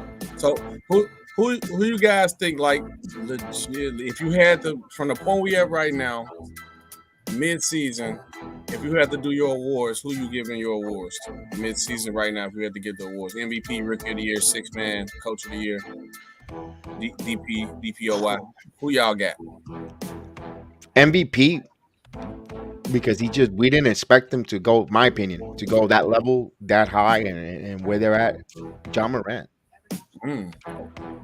Because you could go to the obvious choices that we know, Curry and so forth, but we knew he was good, but he really, and the thing is, he elevating his whole teammates. That's to me, that's an MVP, because the same thing as last year, Jokic elevated everyone on his team to play better, and that's the definition of MVP. He was the most valuable player that elevates and played that helped everyone reach another level of excellence, and I think I go with Morant in my opinion. I still don't have it yet, because you have a reason to kind of not give it to anyone. Here's the crazy part, right? Morant is elevating his team, but you guys remember, he was out for a 10-game stretch, and they went on a 10-game winning streak. He came back, they started losing some games, and their team, this, that. So there's a reason right there to not give it to him. But then, as much as I have a reason to not give it to him, you built the case to give it to him. Joel Embiid, I have a reason to give it to him. That team is performing really, really well. He's putting up phenomenal numbers right now, all-star numbers, MVP type numbers. But we also remember in the beginning of the season, Joel Embiid wasn't playing too hot. If you remember that game against the Knicks where he kind of ended with 0 points, he had a stretch of bad games in the beginning of the season. So it's like, I have a reason as much to not give it to him as to give it to him. Funny enough, man, I think this year's MVP is not going to come from a number 1 seed. No. Okay. I don't know who to give it to, man. I gotta look at some. See, go get it this year. That's tough. That's crazy. But see, as much as there's a reason to give it to someone in the number 1 seed, like, all right, look at the Phoenix Suns. Who do you think deserves to be MVP on that team? Chris Paul, easily, no debate. And he's but injured, Chris by the Paul way. isn't. But Chris Paul isn't giving. Like, is Chris Paul an All-Star this year? I got the All-Star team here. I don't think so. No, he did make it. He did. No, he didn't. Hold on. Let me see. I got the banner. Let me see. Boom, boom. Boom, boom. Where's the reserves? Let me find the reserves. Yeah, he is. Yeah, he is. Okay. All right. So then Chris Paul, but he's not playing. All right, Chris Paul has but he's not the scoring punch for them. If anything, like, he's sharing some duties with them. As much as I have a reason to give it to Chris Paul, he's just as important to the Phoenix Suns as Ja Morant is to the Grizzlies. But I think if we could argue that Ja Morant is more important to the Grizzlies, and they're doing just as well as the Phoenix Suns. You could have an argument for your guy, DeMar DeRozan. Yeah, I'm gonna say like DeMar DeRozan. He has a reason to be MVP. Big time. Yeah, for me, the race right now is Joel Embiid and DeMar DeRozan because, like you said, the key points of most valuable player. DeMar DeRozan seemed like he's been the most valuable to his team. Injuries or not, he came through. He even sometimes showed that he's been the better player on the team, and we thought it was gonna be Zach's team. Everybody been trying to make me say it's DeMar DeRozan team. As a Bulls fan, I'm gonna say no. I gotta respectfully give it to Zach here first. But DeRozan has been the best player on the team, one of the most clutch players in the league, shooting at a high percentage, bringing the mid-range game back. And anytime we needed him to show up, he has done. He showed the point of value. But if not him, I go Embiid. To me, it's Embiid, DeMar, and then I'll probably go Giannis. Probably. You can't go wrong with that. Here's the crazy part, right? We're not even considering Steph. And he was breaking records this year. That bad month. But at the same time, he had that bad month. So we all I don't know. I don't know if it's a 2-man race as much as right now it might be a 4 to 6-man race. Yeah. Honestly, this is the first time in like a long time where the MVP is really open. Like anybody can take it at this point right now. There's no clear cut. There's no clear cut. Yeah. Yeah, I agree with that. And Coach of the Year, we could go with that one. Okay. I'm gonna go with Billy Donovan, man. And not because you're on the network. Is that I seen him in I live in Orlando, Florida, and I seen him with the University of Florida, what he's done. Yeah. And then he was really close to getting out of the league. He had a couple head coaches stunts, and you know what? You could say that Chicago was his last chance as a NBA head coach, and he's really relished and got that together, stuck with it, and stuck with his. It's hard. You could say Monty Williams because he was robbed last season. There's gonna be that narrative, but no, I think you got to go with Billy Donovan. The reason why I would pick Billy Donovan too is Billy Donovan and the coach of the Cavs because nobody expect the Cavs. Nobody expect that either. Yeah, if they finish top 4, if they get at least a 4 or 3 seed, yeah, he's getting it because that'd be shocking. But the reason why I pick Billy Donovan because he actually put those guys in this. Like, I don't want you guys to do nothing that you're not good at. Do what your guys are good at, and I put you guys in position to win. And then, like you said, he exposed Julius Randle. Last year, people don't even know we exposed the Knicks last year with Larry Market and had the formula to beat the Knicks. And then they took advantage of that in the playoffs. So he's definitely shown a lot of different coaching skills. And then with players being out the lineup, we still winning games. So I'm gonna have to go with Billy Donovan, and then also he's playing his young players when he needed to. Once Ayo DeSumo earned his place in the rotation, he kept him there. A la Tibbs not gonna play you no more. So I know, I'm a Bulls fan. I know it took everybody to be hurt for Jimmy Butler to play. And look who Jimmy Butler turned out to be. Oh my gosh. It's Oh true. my gosh. It's true. Yeah. It's true. It is true. Absolutely It true. is true. Yeah. And I love Tibbs and, though, but he too stubborn sometimes. He's too it took stubborn it took everyone to get hurt to for get Quentin Butler Grimes. and also he played some Snell also. He remembered Yeah. Snell he's still around in the NBA. I mean he's not a household name, nothing right about, but he's a good player that's still kicking the tires in the NBA because of Thibodeau. Not only Was that, forced yeah, to and play him. if he had more time to develop and things of that nature, you never really know what these guys could have been. Yeah. Mhm. How you don't play Grimes? I don't understand. How you not playing him, bro? No, he's playing him. He's playing him. The He's one playing that now, the but one he that didn't. He had to wait until everyone got COVID to play Quentin Correct. Grimes. correct. That's different. But then how you spend a first round pick on Cam Reddish and don't play him? That's the one that's bothering us. Yeah, that's I'm the one that's I'm a bugging big us, yeah. Cam Reddish fan, so I am totally that's the one that stings. Yeah. I'm like, you spent the first round Look, pick, coach. you gotta play him. Look, coach of the year. You guys are talking. I agree with you guys. It's got to be Billy Donovan. But like, I gotta say something, man. Like, cause this guy, I don't think he has an award yet for it, and I know his team right now isn't doing the best of what they could be doing, but this guy has to win it at some point, and that's Quinn Snyder for the Utah Jazz. Like, they are doing they're not the best team right now, but they're fourth in the Western Conference, especially after missing Donovan Mitchell for a while. They were missing Rudy Gobert. They're still fourth in the Western Conference. He's a great offensive coach. Great offensive coach. Like, I've seen it. Like, I've seen the statistics. He leads to the most efficient shots for every player he has. Like, whenever they take a shot, they literally take the computer data shows that is the most efficient shot that player could have taken out of every play he draws up. Like, this guy, X's and O's wise, he's a great coach, man. And I know he's not going to win it this year. I got to give it more so to Billy Donovan because of the narrative that surrounded his roster and what he's been able to do.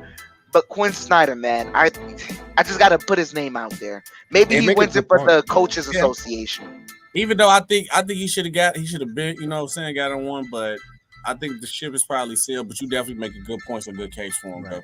And you know what the problem with him? He becomes furniture. Yep. When you buy your furniture the first time, you're excited, you look at it, and then after you come home, it's just sitting there. The couch is there. He's gonna win and be fourth, fifth. And like you said, his ship sailed because he becomes that's the furniture analogy with him.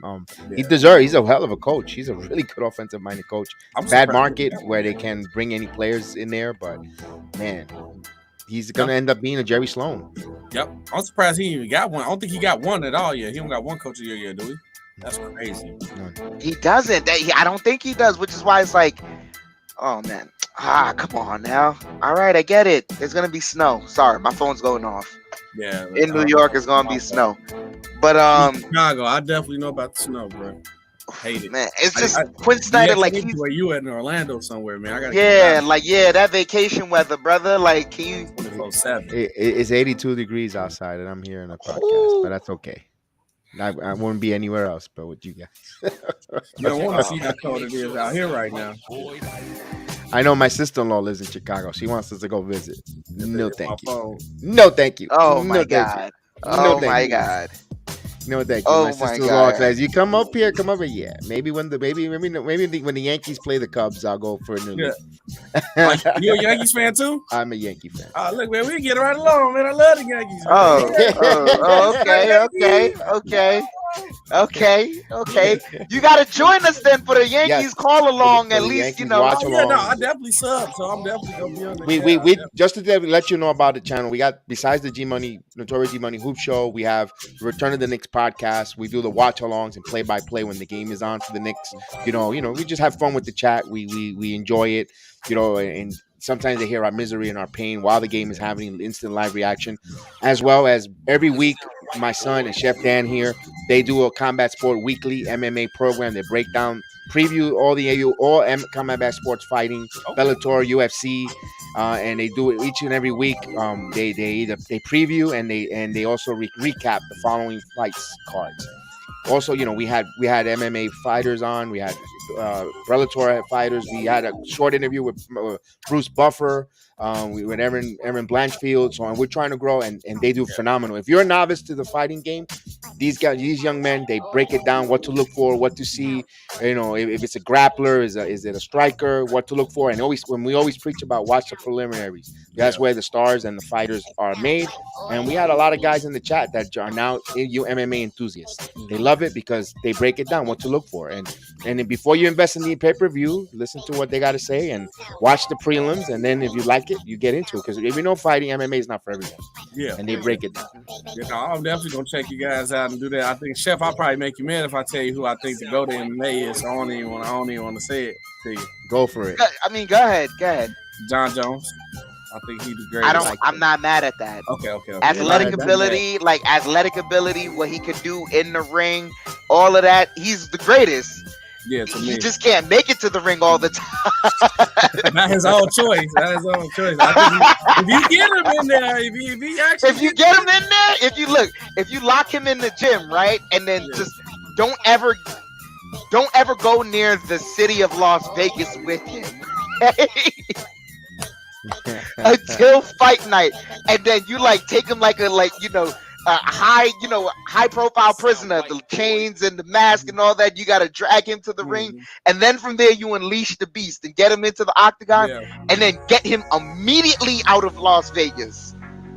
He'll do all right. After the fight, it is whatever. But one thing, I know we talk basketball, I want to make an MMA thing, but one thing that caught me by surprise about John Jones was that he said he used to get blackface drunk right before every fight. And so if he ever lost, he had the superstition of that, I can blame it on that. And he was still kicking people's butt. That was ridiculous to me. You get blackout drunk the morning of your fight. He said he done that to every fight. And that was the superstition. Right. And he win every time. That's crazy. What's next? Rookie of the year, who you got? Rookie of the year, Evan Mobley for me. You? Yeah, Mobley. I go Mobley. It was Scotty Barnes for a minute, but Mobley took over. So I'm gonna go Mobley. I could see. Yeah, you could have made a coach. A good fight on that one. Yeah, What do you think, Chef? Then who's your rookie of the year for right now?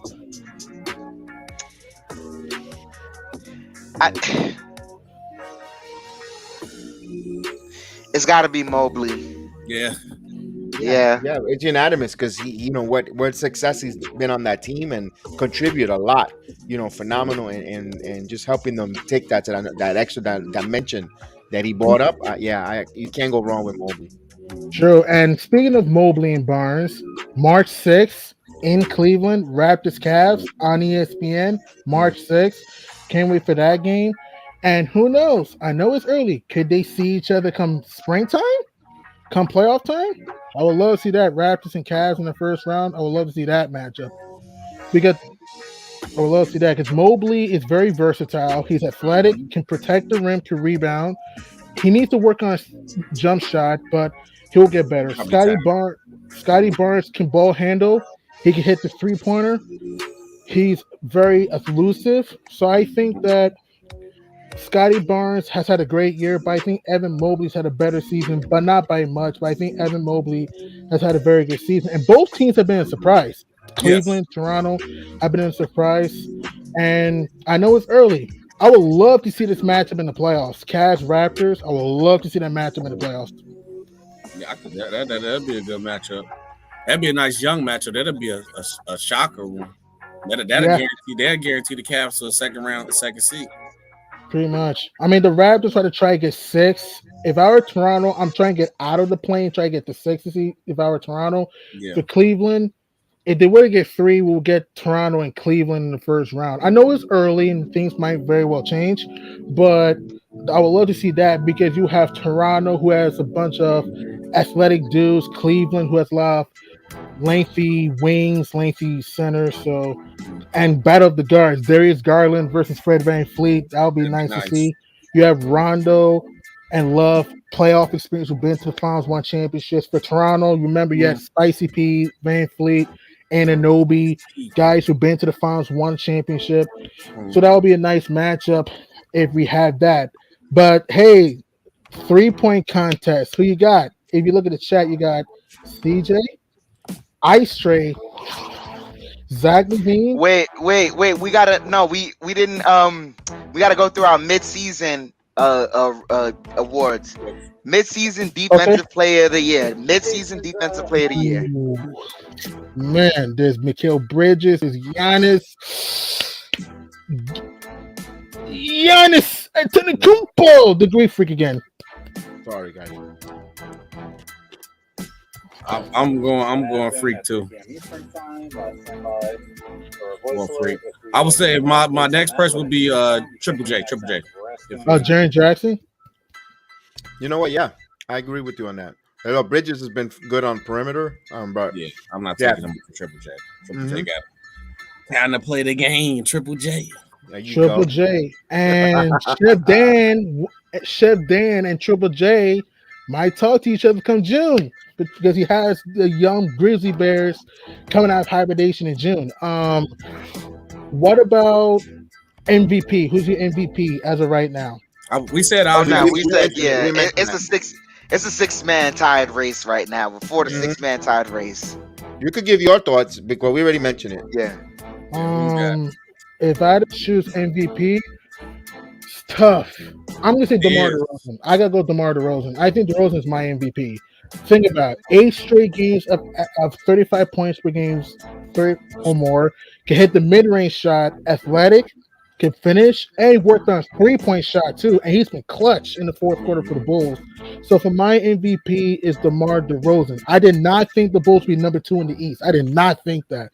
So for me, DeMar DeRozan. That's my MVP. I think if DeMar DeRozan talk more smack, he'd definitely be the MVP already. You know, he just quiet. He just come on the court, kill you, then go home. You know, that's it. Put his jersey on, drop 30, take my jersey out. All right, child. See you tomorrow. Yeah, good night. See you tomorrow. He put his hard head on and just walk out the door. I'd love it. I'd love it if DeMar DeRozan won MVP and shouted out the city of Toronto. Ooh, that'd be nice. And I want to throw it out there. Would it be awesome if those two teams met in the playoffs, Raptors and Bulls? Again, I know we don't want to go too far, but I'm just saying potential matchup.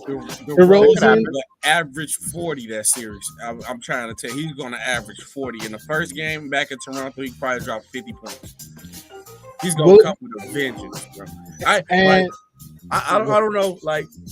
Praise to the Mamba, but when Mama left, I don't know. I think he possessed DeMar DeRozan or something. Because man, I don't know. He like if you could put. Don't know how they did the video of like Jordan mimicking Kobe mimicking Jordan.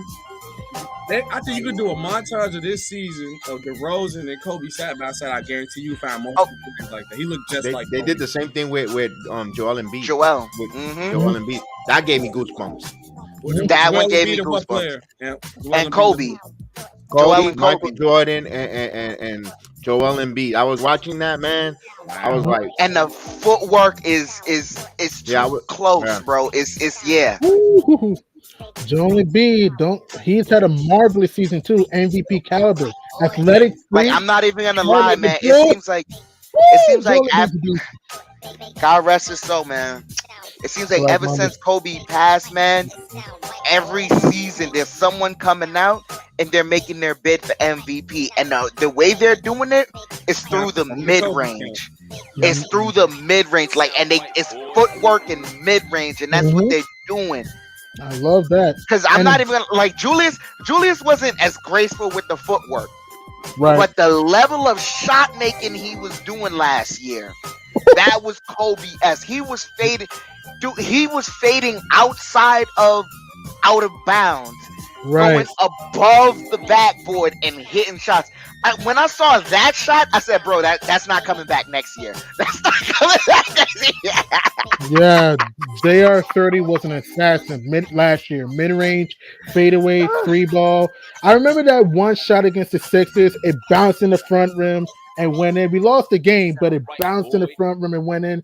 That was the type of season Randall had last year for New York. But Joel Embiid has been stupendous. Athletic freak, can defend, clog the paint, work on his 3-point shot, can hit the mid-range. He has been absolutely amazing. And don't forget, Philly's not been healthy neither. Because remember, Harris missed some games, Embiid missed some games, and they still only 4.5 back from number 1. Yeah.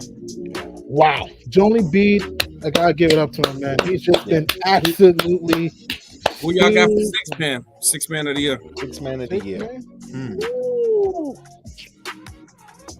There's Kevin Love. There's Tyler Hero. Yeah, you're gonna have to go with. I'm Hero. gonna pick Tyro Hero because we ain't give anybody from the Heat any love, man. Tyler Hero. And that's yeah. the crazy Although part. we They're don't want to number give one them. seed We right don't care. now. I couldn't care No, for them, but I could care less for them, but truthfully. the number one I would seed, give yeah. them no awards and let them, yeah. But And he's been clutch. Tyler Hero's been clutch too. With some big shots. matter for of the Heat. fact, you know what? Just because I don't like them, who's the sixth man off the Suns?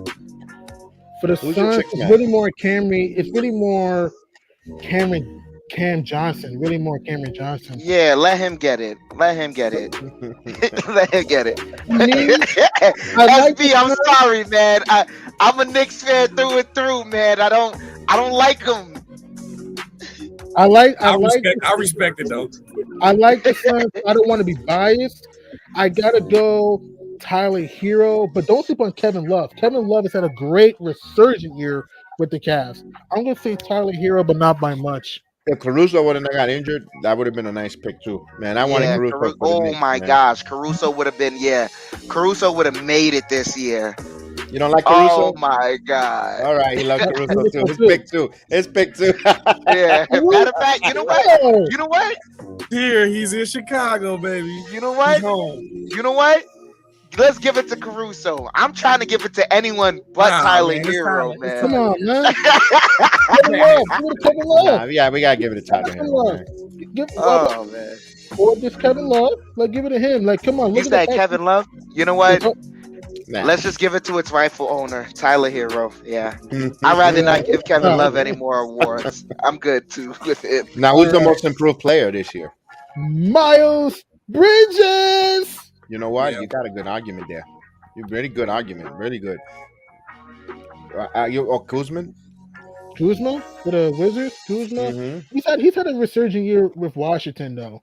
Kuzma's played well. I can see why. Salute made fourth. I can see why you can think Kuz because he helps stretch the floor. He's a good ball handler. He's actually been more comfortable since he left the Lakers. But I'm going Miles Bridges. Yeah. If DeRozan don't give MVP, I give most improved to DeRozan. Even though I think he's past that point of getting most improved. And they usually give it to a young guy, so you probably got to go Miles Bridges. Worked on 3-point shot, ball handling skills, can go to the rack. You know why he playing that good though? Let me guess, LaMelo Ball. No, that contract, it was trying to get paid. That's why it was on that last year of that contract. It was trying to get that. Right. I think I don't know. Chef or BX said that, when it's time to get that check, you gonna start seeing career high numbers when it's time to get that. When you hungry, check. when you hungry, that's when you hit the Get all that. Yeah, let me. He can even Ooh, I got the ball out. I'm gonna ball out. No worry. No worry. I'm gonna ball out. I'm Wait, gonna give you some buckets. Y'all said Miles Bridges from Charlotte. Yeah. Yeah, I think so. Yeah. No one is playing. He's playing really good. Mhm. Yeah. Unless Work you on get his game. Fred Van Vliet maybe too. And Fleet No, too. no. Okay, wait. See, here's the crazy part. He got career highs in every stat. That's Mhm. true. And the Raptors have been a surprise. So yeah. I Yeah. was shocked he made the All-Star team, and I really had to look into it because I wasn't paying attention to the Raptors. I ain't gonna lie, and I was like, okay, I see why he's here because I was shocked that he made it over LaMelo, and then I had to look and That's I'm true. like, That's yeah. true. Yeah. But all right, if John Morant doesn't win it, would he have a case for MIP?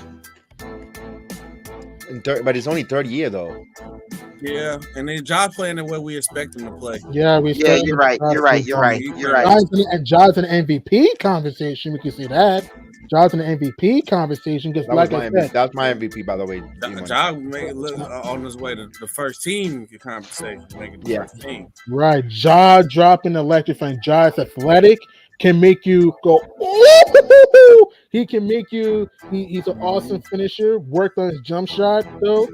Man, if John Morant can get a consistent jump shot, Derrick It's Rose over. 2.0 to me. Okay. He came in a better skill version of Derrick. He came in better I skill agree. than Derrick Rose did. Okay, all right. There is someone. Look, if it's Miles Bridges clear cut, I'll agree with you guys.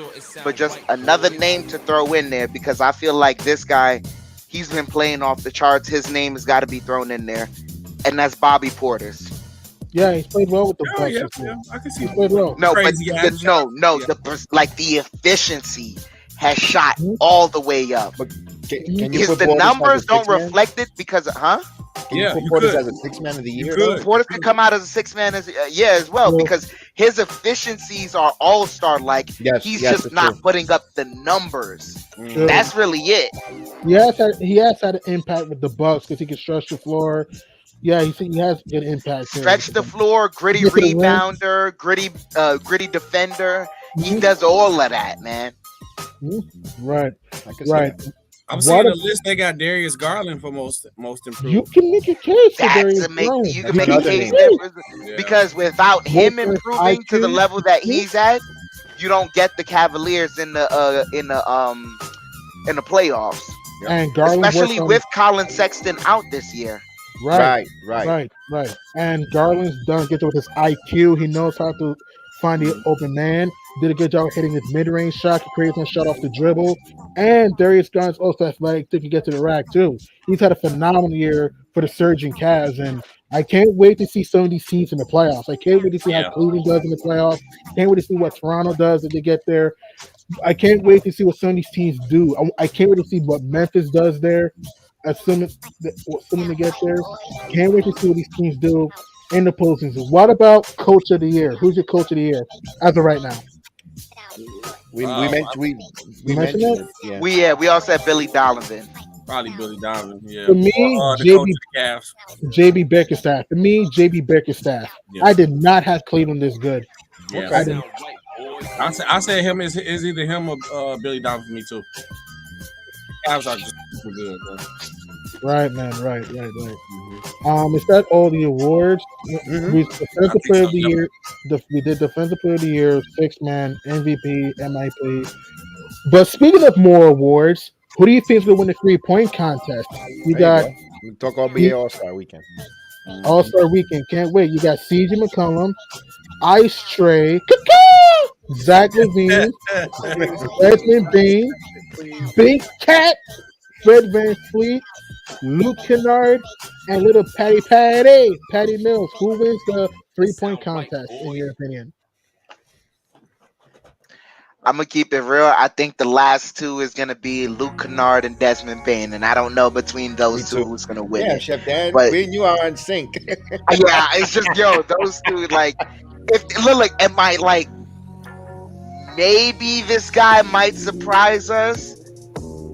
Is Patty Mills, but after that, I really ain't got a hope for the rest of these guys. You man. can tell we go together too much because he got almost the same picks. For me, I'm going to say comes between Trae Young, Van Fleet, and Levine for me. If I had to choose,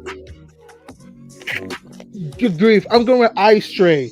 I'm going Trae Young. I think it's going to show out in this 3-point contest. You know you like his hairdo. Usually, I'm trying to wait. No problem. Go ahead, man.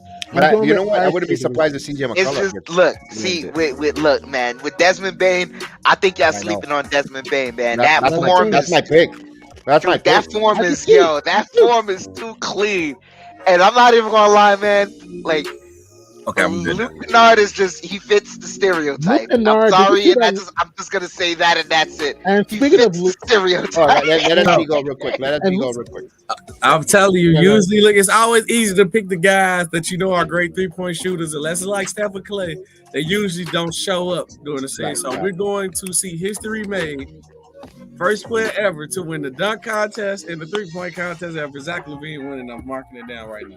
I can see it though. You homer. Oh, man. You got to ride with the boys. It's all He's got Benny the Bull glasses on. It's okay. we seeing red today, baby. And by the way, in my son's room, we have the dunk from Aaron Gordon, who should have won the dunk contest. By He the way. should have won. He got robbed 2 years ago. He got robbed. Yeah, he got robbed twice. But the first with 2016. Zach LaVine, that's the greatest dunk contest I ever seen in my life. That was very. Mhm. That was He awesome. could win. He just got out dunked. He ran out of dunk. That's it. G Money. Who you said Wait, Ice Zach Trey? Levine's in the dunk I was contest? gonna win. No, I just He feel won it. it before. Yeah. He won it He won it before. before, yeah. Oh, but yeah, I was. Nah, I'm sorry, because I just remember Obi getting robbed last year. By How do Simon. you air kiss the rim? And that's like I It was, could. it was because of Kenny Smith and his stupid narrative. I I'm like, watched it. I watched it Yeah. this morning again, and I'm really like, okay. Obi might win the dunk contest this time. I think Obi's gonna win it. I just feel Obi's gonna win the dunk contest. I just feel it. He's gonna come out with vengeance and anger and fire in his eyes. Hey, I know we suck this year, but hey, I'm gonna show out in Ohio, and I'm gonna do slams, whams, jams, Listen. and monster matches. Obi Toppin's gonna win the slam dunk contest. I'm gonna give you a little bit of a little sneak preview. I had a little email conversation with Mr. Obi Toppin. Okay. I said, Obi, use the Force tonight. You need to use the Jedi Force. You need to come out in your Jedi robe with this lightsaber and just be one with the Force and win that slam dunk contest. Have your dad dress up in a Chewbacca outfit or something with the ball up in the air and you dunk it and you say, may the Knicks be with you. May the Knicks be with you. It's over, ladies and gentlemen. It is over. So if you see Obi Toppin come on, not this year. Don't let the Knicks be with you this year. No, you end up like us drinking. If I were Obi, here's what you can do, right? You can wear the Jedi. You can wear the Jedi cloth. We wear the Jedi cloth for my man BX, and I'm gonna go out there and I'm gonna fly to the rack. May the Knicks be with all of you guys. That's what he's gonna do. He's gonna come out with a Jedi robe over his head, not showing it, and he's gonna come in, and then he's gonna remove his robe with his uniform. And he's gonna go dunk. That's what I told him to do. And you're gonna dress see as Obi-Wan Kenobi. Obi-Wan Toppin. Yeah, Obi-Wan Toppin taking flight. Right. Obi Toppin taking flight with no regard for human life.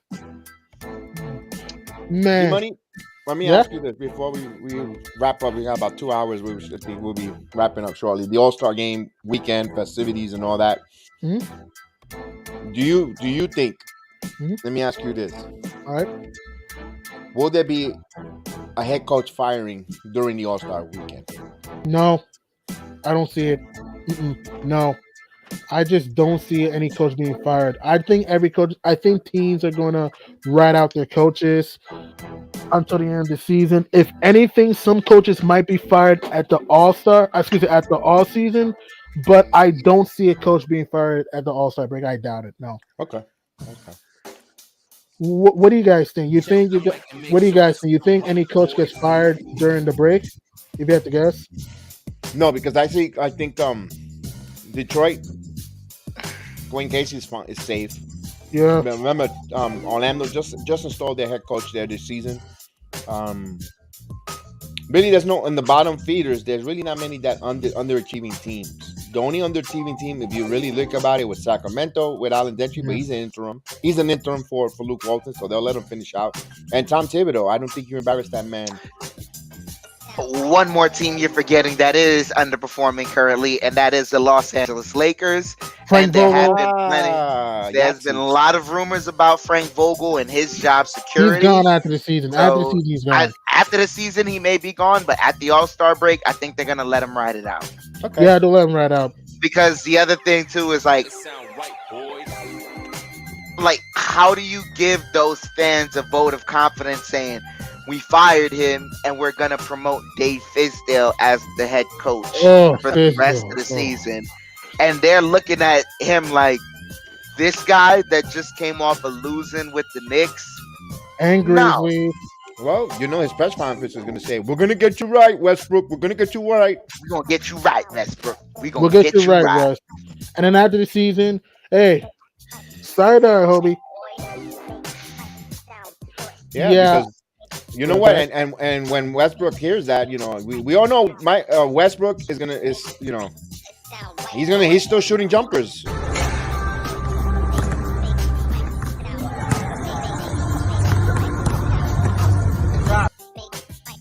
He's working hard during the All-Star break right now, but he's trying to get ready because he knows he's going to opt into that player option. That's yeah. what everyone seems to And forget about is that player option. He goes and nowhere. He's and speaking of the Lakers, no one's talking about this. I know. AD hurting his ankle against the Jazz. That Laker team, man, they're just a walking hospital bed. Where do you see the Lakers ending up? I say they make the playoffs but go home first round. What do you guys think? Well, at least Anthony Davis is gonna have his uniform, street clothes. Yeah, pretty close. Eating Pop Tarts. Hey, yo won't have me for a month. I'll be just be watching Men in Black. Have fun, guys. I'll be back in April, maybe. I don't know. I don't. Truth be told, man, I don't know if they make it out of the play-in. Whoa. Whoa! You don't think they'll win the That's play? a hot take right there. That's a chef special hot take. Wait, who would they play in the play-in? I'm trying to think. Clippers. They'll be playing the Blazers. I think they'll beat Portland, and then they play either the T-Wolves or the Clippers in the play. I don't know. Simon's they looking like James Lillard Jr. I don't know. If the season were to end, if the season were to end today, They would be playing the Portland Trailblazers for a chance to play the winner between the Timberwolves and the Clippers. Now, who do you think is a better matchup for the Lakers between the Clippers and the Timberwolves? Honestly, to me, Clippers. neither team is a better matchup for them. Because number one, I don't think they're gonna have Anthony Davis in that line. He's not gonna make it. Anthony Davis right now, man, he is getting hurt back to back to back to back. It is looking bad and worse. I get that, and you made some good points there. But here's why I think they could beat the Clippers. It took a Reggie Jackson layup for them to barely beat the Lakers last meeting. With no LeBron. Yes, with no LeBron. We don't know when Kawhi is going to come back, if he even comes back, which I don't think he will. Paul George, he has a UCL injury. We don't know when he's coming back. I don't know, man. I think the Clippers are going to get tired because when you try to make all these comebacks, because if you watch every Clipper game, sometimes they dig themselves holes early. I have to keep coming back. They're going to get tired, though. Mm-hmm. And also, you have to understand this. It's technically, I know it's Crypto.com Arena, which is a stupid name for an arena. This is just left to the Staples Center. Baby, Crypto.com Arena. That's one of the dumbest things for an arena. Money talk, bro. Yep. Crypto.com. His president had enough money to say, I want that. The Staples Center. Ooh. I'm going to call it the Staples Center. So the Staples Center is technically a Laker arena, and I think that's going to factor in against the Clippers. Let's go Lakers. Let me ask you this, G-Money. Lakers. That game was how long ago? That last second between Clippers and Los Angeles. How long have they played? I think that was a few weeks ago. Let me check. A couple days ago? A week ago? A few was weeks it pre-post or pre-trade deadline? It was pre-trade deadline. Reggie Jackson made a crazy layup over Russell Westbrook. It was February 3rd.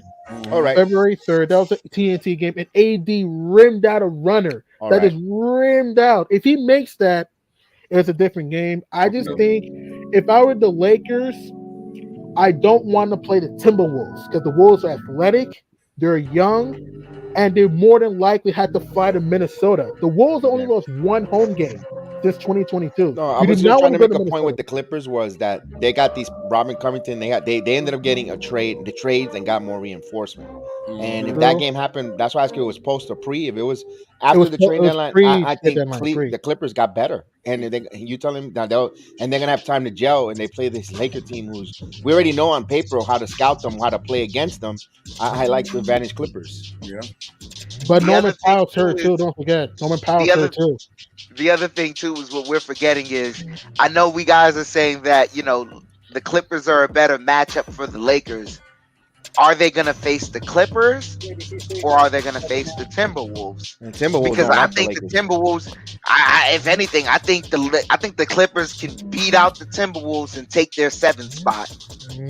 I wouldn't want to play the Timberwolves off the Lakers, but I think they beating the Clippers easily because at the end of the day, when it comes to playoff basketball, star power matters more than anything. Right, and you're gonna miss Kawhi and PG. You're gonna miss Kawhi and PG if you're the Clippers, and also if you're the Lakers, you do not want to go to Minnesota. Don't forget the Wolves are a good home team, and since 2022, you don't want to go to Minnesota in the Target Center. And Pat Bev is a bloodhound on defense. Russell, he'll play inspired against the Lakers because remember they traded him. He can pass, he can shoot, and Big Cat sometimes replace AD is barbecue jambalaya chicken when he plays AD sometimes. So if I were the Lakers, you do not want to play the T-Wolves. I believe they can beat the Clippers because if the game is close, I trust LeBron and AD in close games more than Reggie Jackson. Yeah, I would actually love to see that the Timberwolves play the Lakers because Pat Bev and Russ and the rivalry. That'll be fun, man. That'll be fun. It's a single elimination game, man. Anything can happen. Anything can happen. And the last time I saw Cat versus the Lakers, man, ate him alive. He wasn't a cat. That man was a tiger. He was a lion. That man was a tiger. He was a lion. Raw, A saber-tooth. He was a saber-tooth. He was a Timberwolf. He was a big howling wolf. Yeah, and don't forget Anthony Edwards. We can't forget about him. He'll play big in that one elimination game. That's an X factor right there. That's you mentioned right there. That's the X factor of the whole series. I had to openly admit because when Anthony Davis first came out, there was like questioning his motor, and then I found out he's trying to be a rapper, which he wasn't that good at it. But I was questioning. I was like, man, I was questioning at the other, but he proved me completely wrong. That man. He's gonna be a real force and a star in the league in the future to come, man. Anthony Edwards, man, he's a beast. Edwards is a beast, bro. He's a beast. Yeah. Worked on 3-point shot. I doubted him. But he's a beast. No, this year he's been having a phenomenal season for that Timberwolves team. Phenomenal season. I want to see the Wolves in the playoffs. I want them to get to the playoffs. Though. They'll make it. I think they'll make it, though. I think they'll make it because here's the thing. That's a different story. Right. True, and they have a good coach. Chris Finch has done a good job with that roster. Also, I love their young guns. You have Vanderbilt, McDaniels that can shoot the three. They got Beasley that can hit the three ball. The Wolves are a very tough young team that's playing good defense, that's learned how to execute. My only thing with the Wolves is consistency. But if Minnesota can stay healthy, if you're Phoenix, if you're Golden State, you want to be careful with that team. You do not want to go to Minnesota for a playoff game because they're going to be a tough out, man. The Wolves will be a tough out. It'll be a very tough out. It depends on what's going on with Wiseman and Draymond if they're going to be ready for the playoffs. But I think experience going to kill the T-Wolves if they play. That experience factor going to be a big deal because you got Steph, you got Clay who's coming back and he's getting in the form. You got Wiggins who's playing like an all-star. Draymond, if he's going to be there, that versatility that Draymond's going to bring. I'm not saying that it ain't impossible for them to beat the Warriors, but I just think like that championship experience and being in tough situations where I can see them coming. I can see them coming. Say like they even if they split or go 2-0, I can see them coming in Game 3 and winning in Minnesota, even if they hard because they know what it takes to win a playoff game. That is true. Has James Wiseman played at all this year? Nope. No games this year. He's been out because he had the meniscus injury last year. He hasn't played this year. I think the Warriors would beat the Wolves due to their shooting, their good defense, because Warriors are a great defensive team themselves. We have to remember that. And experience. But here's the thing that can help Minnesota too. The rest of the Warriors' young supporting cast, they don't have enough experience neither. We don't know what Poole, we don't know what Wiggins, we don't know what Wiseman, Lee are going to look in the playoffs, Kuminga. I got the Warriors due to their backcourt and good defense, but I think it can go 6 games. That might be a 6-game series there. No, it will be, yeah. Respectfully, 6 games. There'll be a lot of hard-nosed games. And what can help Minnesota, if you're Pat Bev, do not try to hurt somebody. Don't try to bang into Steph's knees. Don't do that, man. He might try to do that. He might try to do that. The Chicago kid? He might try to do that when he might touch that. Yeah. SB, could you please tell him about Pat Bev and who he is and what he does and how he came up?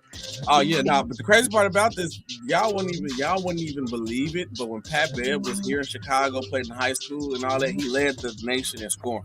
I know.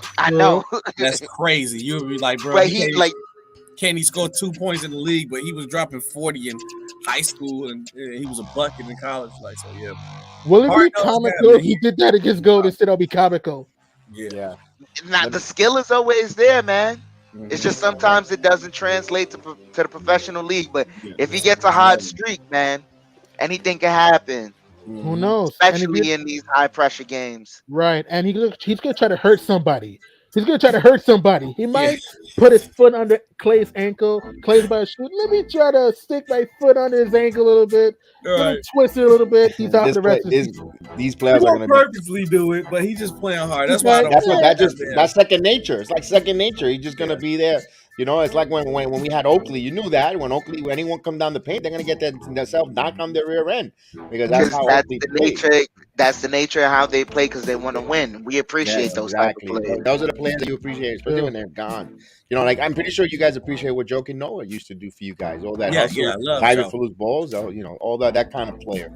He had a heart of a lion. It's crazy. It's crazy. Joe Noah, a famous quote. Whoever want to go on vacation to Cleveland, now everybody's in Cleveland right now for the All-Star game on vacation. So yeah, that's changed, man. Yep. And it's a crazy world. And who knows? You might even go back to Ohio, back to the Q in the playoffs. Who knows, SB? You guys might go back to the Q in Cleveland, now called Rocket Mortgage FieldHouse, in Cleveland for the playoffs. Who knows? I'm not going to deny it. Cleveland scares me a little bit against my Chicago Bulls only because of the size they have. Everything else, I think we got them beat. We got the experience. We got better players. But that size scares me with that team because that's one problem that we run into. I love the move that we got to Tristan Thompson. And I love that we didn't trade nobody just to fulfill something that we needed. We fulfilled what we needed. I would prefer to have a big who can rebound and shoot threes, but look, I'll take somebody who can defend the paint, great rim protection and rebound over anything. So Tristan Thompson's going to help too because he got championship experience. Right, great points. Good rebounder, can get your offensive boards, can do the pick and roll with Lonzo when he comes back, and he can get you some good offensive possessions for you guys to run. And create your own. You get what I'm saying? For you guys to have more possessions. So I think Tristan Thompson will help in the playoffs with the Bulls. But seriously, SB, you think the Bulls play on ABC in June for the championship crown? That's what you're saying to go into the NBA Finals, literally? Yeah, I honestly believe that. Not even as like just because I'm a fan of the team, because the East is so open. I feel like I'm more scared of now with the Nets getting Ben Simmons. That kind of changed the game. But they'll be stuck in a play tournament, SP. Brooklyn and New York. Brooklyn and New York in a play-in tournament. We'll knock them out for you guys.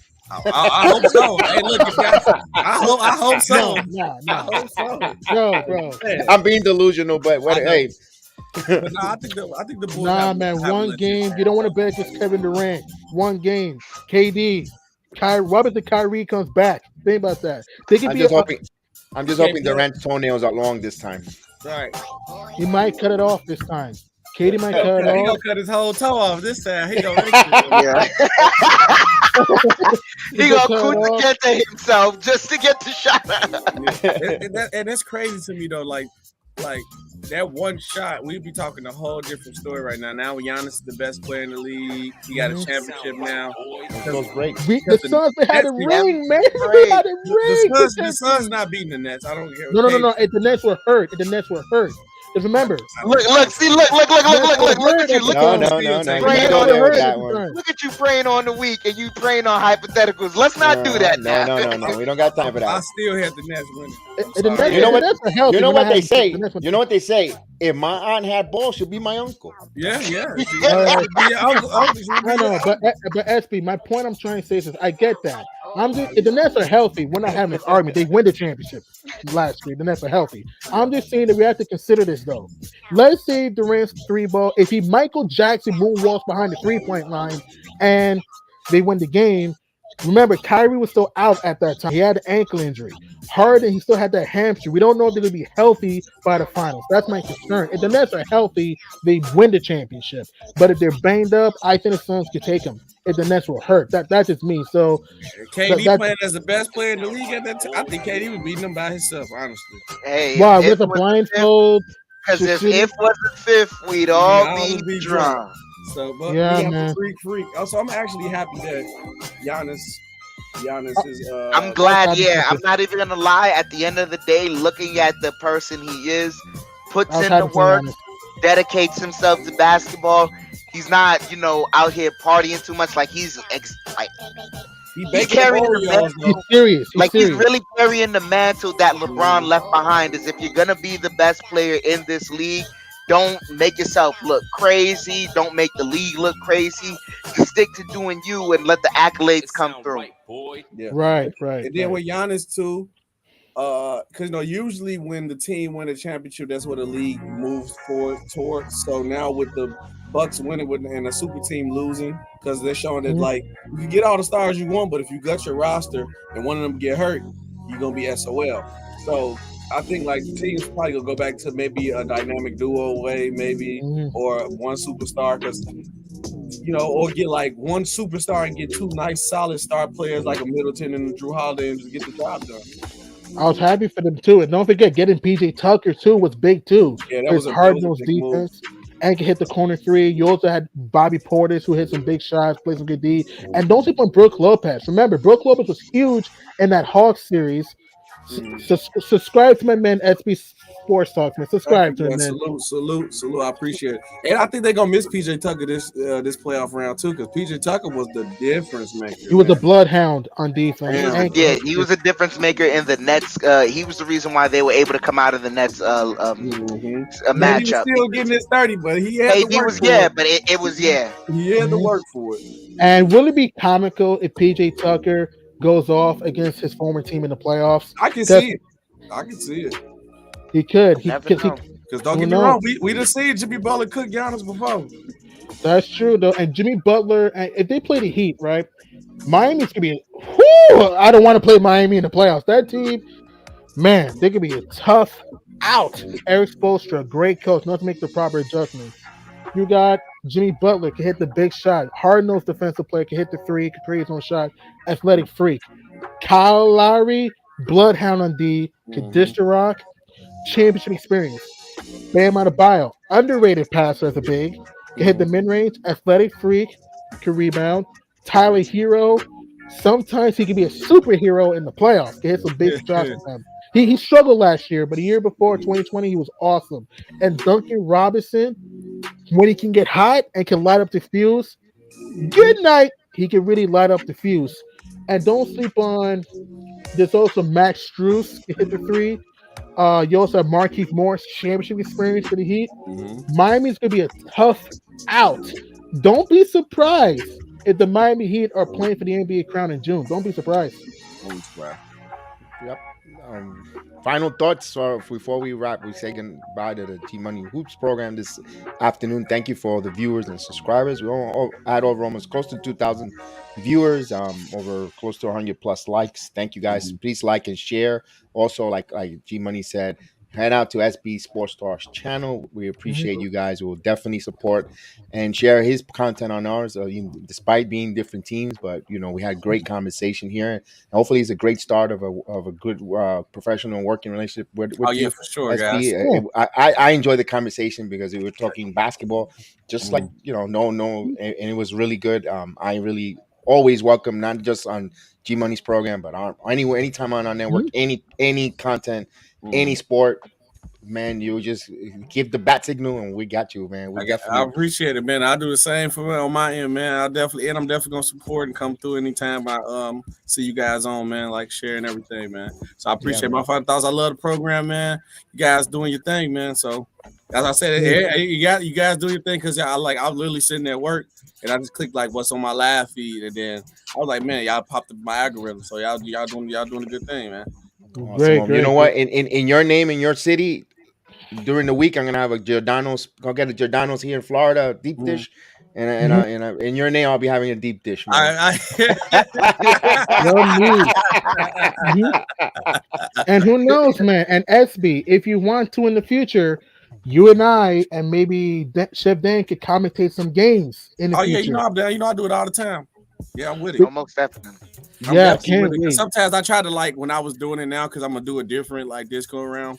Like I was doing like the game commentary, but like usually like G Money been on my my channel before. It's like war. It'd be like a war zone. I had like 10, 12 people. So now I might like calm it down like a little bit and then get it better. Cause I liked it, you know what I'm saying, at first, but it was like, all right, if I'm doing a game, you know, we can't pay attention to the game, what's going on if everybody going war. Right. Say LeBron something, Jordan something, and we ain't talk about the game anymore. It's LeBron and Jordan debate. Then it's all warfare. I love the debates though. I love the like debates though. Right, but there's a time and a place for it. Yeah. There's time and a place, and I also want us to talk about what's going on in the game. So we want the fans to be interested too. Talk about, hey, this is what's going on in the games. So I can't wait someday we all can commentate games on either the Bulls or the Knicks. I'm pulling up. Oh, definitely. I think we have one more game left, don't we? In March. I will be here. Definitely. We have one more. I know we sucked this time around, but we played your guys hard when the season was mattering. But you know what? But you know what? We ain't gonna abandon our team, man. I'll tell you like this. Ride you hard, man. I'll tell you like this. The young bull Rowan Barrett. I'm telling you, the young bull Rowan Barrett Jr. is going to be in the building. He back from Tibbs, almost ending his career with the ankle injury. Tibbs gonna say, "Give him a shot in his leg. Get out there." That's how Tibbs. Oh man, that's what Tibbs. And also, SB, my young and fun sons at the Valley against your Bulls soon, man. Oh yeah, I'll be here. We gonna beat y'all too. Nah, man, we're gonna shine bright. We're gonna shine bright. We might be cheering for SB that night. Yeah. Oh yeah. And who knows? You never know. On that day, who knows? Maybe we might even be on the channel. We might come to the game together. Who knows? Yeah. I might call that game myself. Double D takes the rocks. Three-pointer. Boom, shakalaka. Or D-Book, push it up for the win. With that said, man, I'll definitely be watching Power Force because now it's based on Chicago, so I'll definitely be looking to see because I'm hopefully in the summer I go visit Chicago for my sister. My wife wants to see her sister up there. We might take a trip out there and go up there. Just don't come out here now. It ain't working. No. The weather fights you out here. No. It fights you out here, man. Listen, it turns 55 here, and I'm in layers. I'll be outside of shorts if it's 55. No, man, we free. We've like, no, I gotta wear in layers. I'm like, oh, it's too cold, man. I don't know cold. No, man, no. I don't. I definitely, I lived it, born and raised in New York. And I've been 17 years away, but no, thank you. I've been there, done that. I'm trying to get like you. I'm trying to get out of here. Been there, done that. Enough. There's places you can go. You can go to South Beach. You can go to Hollywood. You can go to. Come to the desert. I'm like BX. I wouldn't mind Arizona, but I'm like BX because like I got kids now, so it's like I don't want to go to Miami. I go to like Orlando where it's family oriented. If I want to go, well, I could drive to Miami, but I can't just live there. That's exactly. It's only 3 hours away. Miami. Yeah, Miami's only 3 hours away. Take a little trip to South Beach. We do my thing. And Atlanta's only 4.5. So is it like in between Atlanta and Miami? Either way, you want to go north, Atlanta, or you want to go south to South Beach? I know it'd be good living in Orlando with the. Because do you have any kids yet? Yeah, my kids are already 25 and 26. Oh, you good? You passed that? Yeah, I've been through that. But when I moved to Florida, to Orlando, it was for that reason, for better, just grow up in a home and a house outside, be able to play. There's nothing wrong because I don't, like I always say, I don't. My childhood is my childhood, and I wouldn't give it up. I would love, I went through my experience in the South Bronx, and the South Bronx was, crack, and abandoned buildings, and it was terrible. But I wouldn't change it for my experience as a childhood in the Bronx. I wouldn't change it. It made me who I am. But you make you more of a man by not putting your kids through the same experience that you. Exactly. That's what a parent. That's what we want. We want to better our generations. Not just my children, but my grandchildren and so forth, and leave that legacy. And that's why I said, you know what, I'm going to move them to Florida, better school system. And they're good men. They drive it. They were driving at 16. Things. Me myself. Until I got older. I couldn't have that. So now they have things that I don't have due to where I live, be able to opportunities and good schools, good colleges. I'm like 10 minutes away from the University of Central Florida. There's a lot of great opportunities. And let's see what does up to them to make their legacy. I put it in a better platform. I gave them a better canvas, so they got to draw their picture better. If there's any place you guys want to go someday, what place guys want to go someday, just in general to visit? It doesn't have to be number one, just be anywhere. LA. I want to go to LA. I never been to LA. I want to go to LA. All right. Hollywood, have fun. To have fun. City of Angels. Don't be with women too much, man. City of Angels. All right, G Money. So any other? You're gonna give you the last minute. Again, SB, I appreciate meeting you. Thanks for having me. Thank you so much for coming on, giving us your time. Like I said, we value something that we never could get is time, and we evaluate allowing us to participate with you and be part and sharing time with you to us. I appreciate it. It wasn't. I really value it, and I thank you again, Dan. Thank you, Chef Dan. G Money, give us our call. Close it out. This is your program. Right. Go for it, my main man. Thank you guys for coming on this awesome, amazing show. Thank you, Jedi, Dan, SB. You can come again, SB. Come anytime, man. I got you. It was amazing. Enjoy the All-Star weekend. Come on, Obi. Use the force, man. Use the force. We've been trashed this year. Use the force, Obi. It's got to bring something back. And hey, Ice Trey, I know Knicks fans hate you. I like you, Trey. I know Knicks fans hate you. But go out there and splash it, man. Go out there, spread your wings to fly. Go out there, splash it, man. And also, thank you for coming to the show. Thank you, everyone, for subscribe to my man SB Talk Sports. Subscribe to BS Sports Jedi. And it'll be fun. All-Star. Team Durant versus Team LeBron. I got Team LeBron in that. It'll be fun. So with that, have fun. Enjoy Saturday. Enjoy the 3-point contest. Enjoy the vicious slams. And see you later, Cool Cast. Deuces.